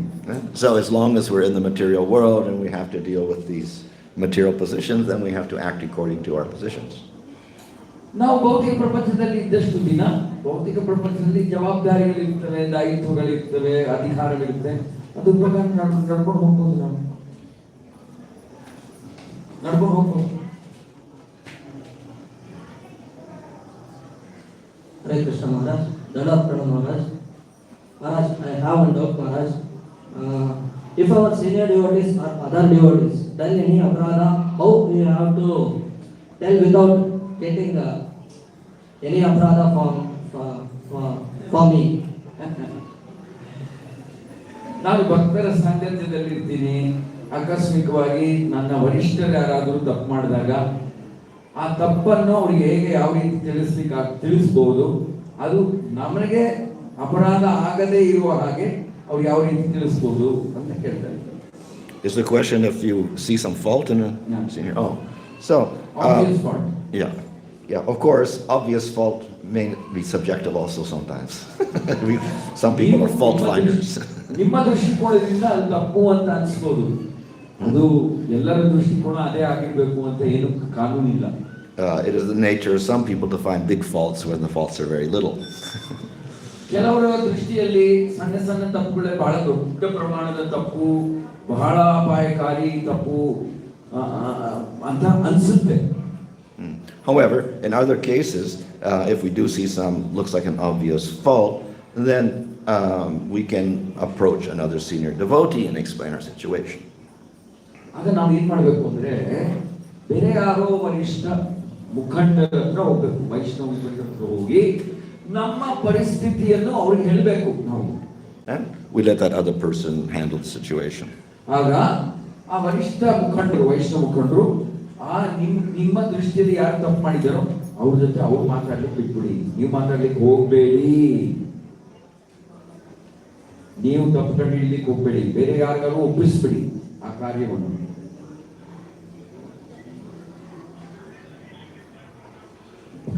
ಹರೇ ಕೃಷ್ಣ ಹರೇ ಕೃಷ್ಣ ಕೃಷ್ಣ ಕೃಷ್ಣ ಹರೇ ಹರೇ, ಹರೇ ರಾಮ ಹರೇ ರಾಮ ರಾಮ ರಾಮ ಹರೇ ಹರೇ. ಪರಮ ಪೂಜ್ಯ ಬಾಲಸ್ವಾಮಿ ಮಹಾರಾಜ್ ಕಿ ಜೈ. ಈಗ ಒಂದು 5-10 ನಿಮಿಷಗಳಲ್ಲಿ ಪಲ್ಲಕ್ಕಿ ಸೇವೆ ಪ್ರಾರಂಭವಾಗುತ್ತೆ. Narasimha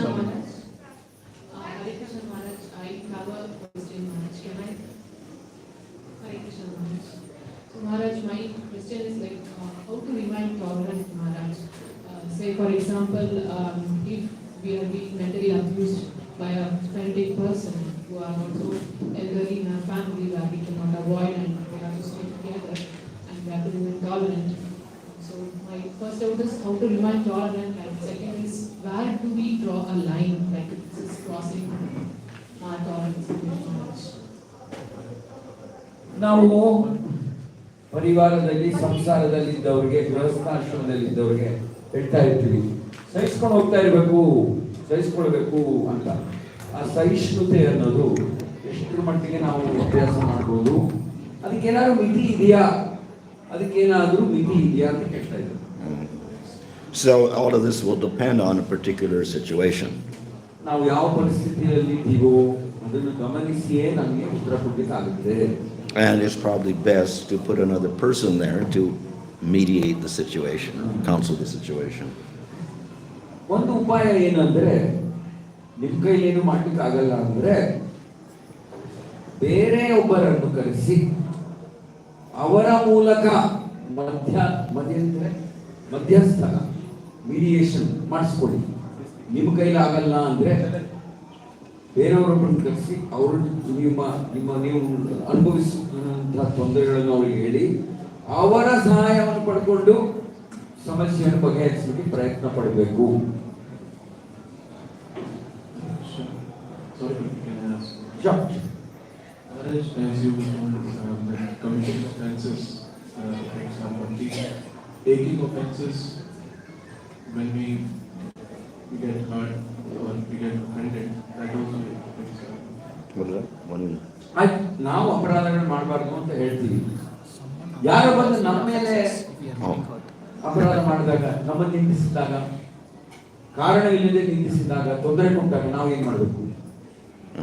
Well, it doesn't destroy your bhakti like committing the offense. ನೀವೇ ತಪ್ಪು ಮಾಡ್ತಾ ಇಲ್ಲ ಅಲ್ವಾ? ನೀವು ಯಾರ ಮೇಲೂ ಅಪರಾಧ ಮಾಡಿಲ್ಲ. ನಿಮ್ಮನ್ನು ಗುರಿ ಹಾಕಿಕೊಂಡು ಬೇರೆ ಯಾರೋ ಏನೋ ಹೇಳಿದ್ದಾರೆ. So you may get emotionally disturbed or something, but it's not going to affect your bhakti. ನೀವು ಆಯ್ತು ಒಂದೆರಡು ದಿನ ನಿಮಗೂ ಸ್ವಲ್ಪ ಕಷ್ಟ ಅನಿಸ್ಬೋದು, ಆದರೆ ನಿಮ್ಮ ಭಕ್ತಿಯ ಮೇಲೆ ಯಾವ ಪ್ರಭಾವವೂ ಇರೋದಿಲ್ಲ. ಬೇರೆ ಯಾರೋ ನಿಮ್ಮನ್ನು ಕಾರಣವಿಲ್ಲದೆ ನಿಲ್ಲಿಸಿದಾಗ, ಕಾರಣವಿಲ್ಲದೆ ತಪ್ಕೊಂಡು ಹಿಡಿದಾಗ ನಿಮ್ಮ ಭಕ್ತಿಗೆ ಏನಾಗಲ್ಲ. So last two questions, one from Prabhu, one from Mataji. Hare Krishna Maharaj.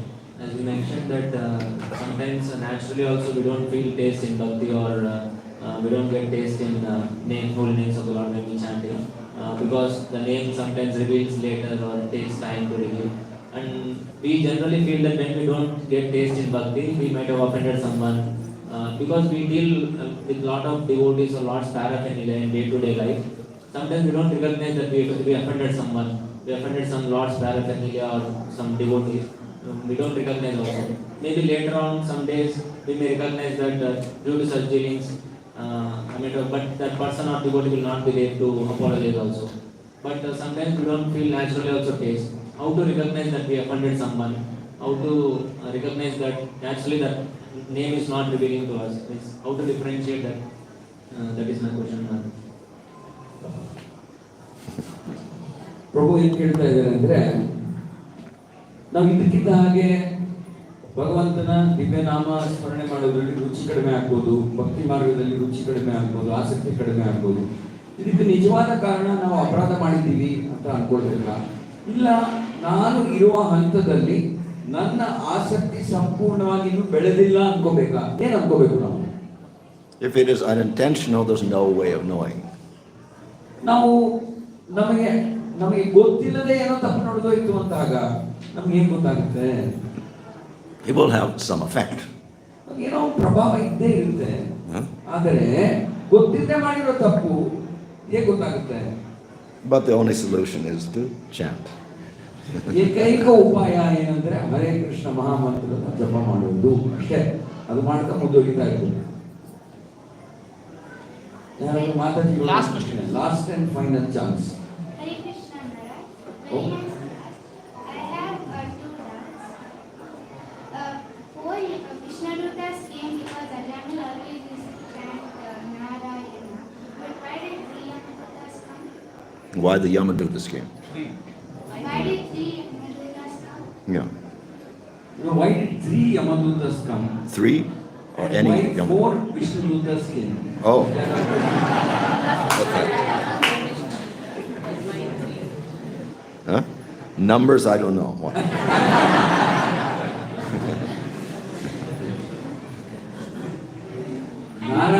Narayana ಅಂತ ಹೇಳಿದಾಗ ಅಜಾಮಿಲ ಸಾಯ್ತಾ ಇದ್ದಾಗ ಅವ್ನು ಕರ್ಕೊಂಡು ಹೋಗ್ಲಿಕ್ಕೆ 3 ಜನ ಯಮದೂತರು ಬರ್ತಾರೆ. ಅವನ ಬಚಾವ್ ಮಾಡ್ಲಿಕ್ಕೆ 4 ಜನ ವಿಷ್ಣುದೂತರು ಬರ್ತಾರೆ. 3 ಜನ ಬರ್ತಾರೆ, 4 ಜನ ಬರ್ತಾರೆ. ಯಾಕೆ ಈ ವ್ಯತ್ಯಾಸ ಅಂತ? And my second question is, when did Bharata get darshan of Krishna? When? When did Bharata get darshan of Krishna? Where? Bhagavatam example you gave. Yeah. Where or when? Or When did he have darshan of Krishna, of Vishnu? Oh, he renounced his kingdom and he went up into the Himalayas and I think Gandaki River. And there he was worshiping the Lord, and then he saw the Lord, Vishnu. But then he became attracted to a deer, and he stopped worshiping Vishnu. Then he became a deer. Then he became a deer. Okay, Maharaj, thank you very much.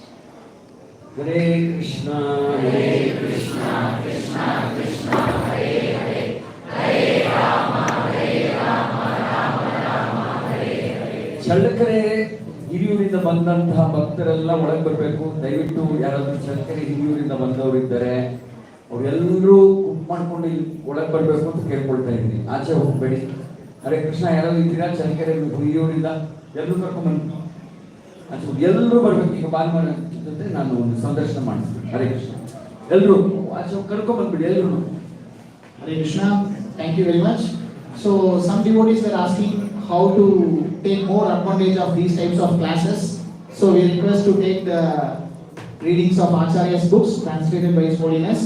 So there's a special book set of 13 books, cost only 1,200. 3 sets are available. Anyone want, you can come and take. So first set, the devotee will see. 1,800 ರೂಪಾಯಿಗೆ 13 ಗ್ರಂಥಗಳು, ಮಹಾರಾಜರು ಅನುವಾದ ಮಾಡಿ ಬರೆದಂತಹ 13 ಗ್ರಂಥಗಳು ಲಭ್ಯವಾಗಿದೆ. ಬಹಳ ರಿಯಾಯಿತಿಯೊಂದಿಗೆ ಕೊಡ್ತಾ ಇದ್ದಾರೆ ಈ ಗ್ರಂಥಗಳನ್ನು. ಯಾರಿಗಾರು ಬೇಕು ಅಂದ್ರೆ ಬಹಳ ಸ್ಪೆಷಲ್ ಆಫರ್. 1,200 ರೂಪಾಯಿಗೆ ಮಾತ್ರ 13 ಗ್ರಂಥಗಳು. You can encourage the boy. Hare Krishna chanting. Hare Krishna, Hare Krishna, Krishna Krishna, Hare Hare, Hare Rama, Rama Rama, Hare Hare. ಚಳ್ಳಕೆರೆಯವರೆಲ್ಲ ಮುಂದೆ ಬನ್ನಿ, ಕೂತ್ಕೊಳ್ಳಿ. Challakere Hiriyur. Yeah, anyone else? Come. ಈಗ ಒಂದು 5-10 ನಿಮಿಷಗಳಲ್ಲಿ 10 ನಿಮಿಷಗಳಲ್ಲಿ Hare Krishna, Hare Krishna, Krishna Krishna, Hare Hare, Hare Rama, Rama Rama, Hare Hare. Last set. Okay, there's one special devotee who is chanting 32 rounds, and regularly we are giving a special garland. Please also take the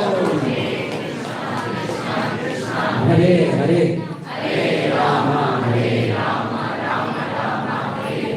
So chanting 32 rounds for 1 year is a very amazing thing. So and also he is getting all the books. Hare Rama. Only one book is Gopal Champu. So he is singing Gopal Champu, Bhakti Rasamrita Sindhu, and all Bhagavad Gita and everything. We can chant one time. Hare Krishna, Hare Krishna, Krishna Krishna, Hare Hare, Hare Rama, Rama Rama, Hare Hare. So this set comes around only 500, 499, which has Harinam Chintamani, Madhurya Kadambini, and then some special books, Bhakti Alaka, and 3 sets available in this. Those who want to take, just can give the name and number and you can pay later. Anyone else? Come, please. Come forward. You also. Krishna Prabhu. You can chant. Hare Krishna, Krishna Krishna, Hare Hare, Hare Rama, Rama Rama, Hare Hare. Last set. Come. Two of them can come. For him. Come, all of you. Hare Krishna, Krishna Krishna, Hare Hare, Hare Rama, Rama Rama, Hare Hare. More devotees are coming. You can book. Mataji wants also. So Mataji wants 499. 499 is 1, 2, 3, 4, 5 books are there. But Mataji also. Please give the name and number to devotee. You can stand. Please give your name and number to the devotee. What's your name? Amya Madhav. You also? 500 ರೂಪಾಯಿಗೆ 1 ವರ್ಷ 5 ಗ್ರಂಥಗಳು ಸಿಗ್ತಾ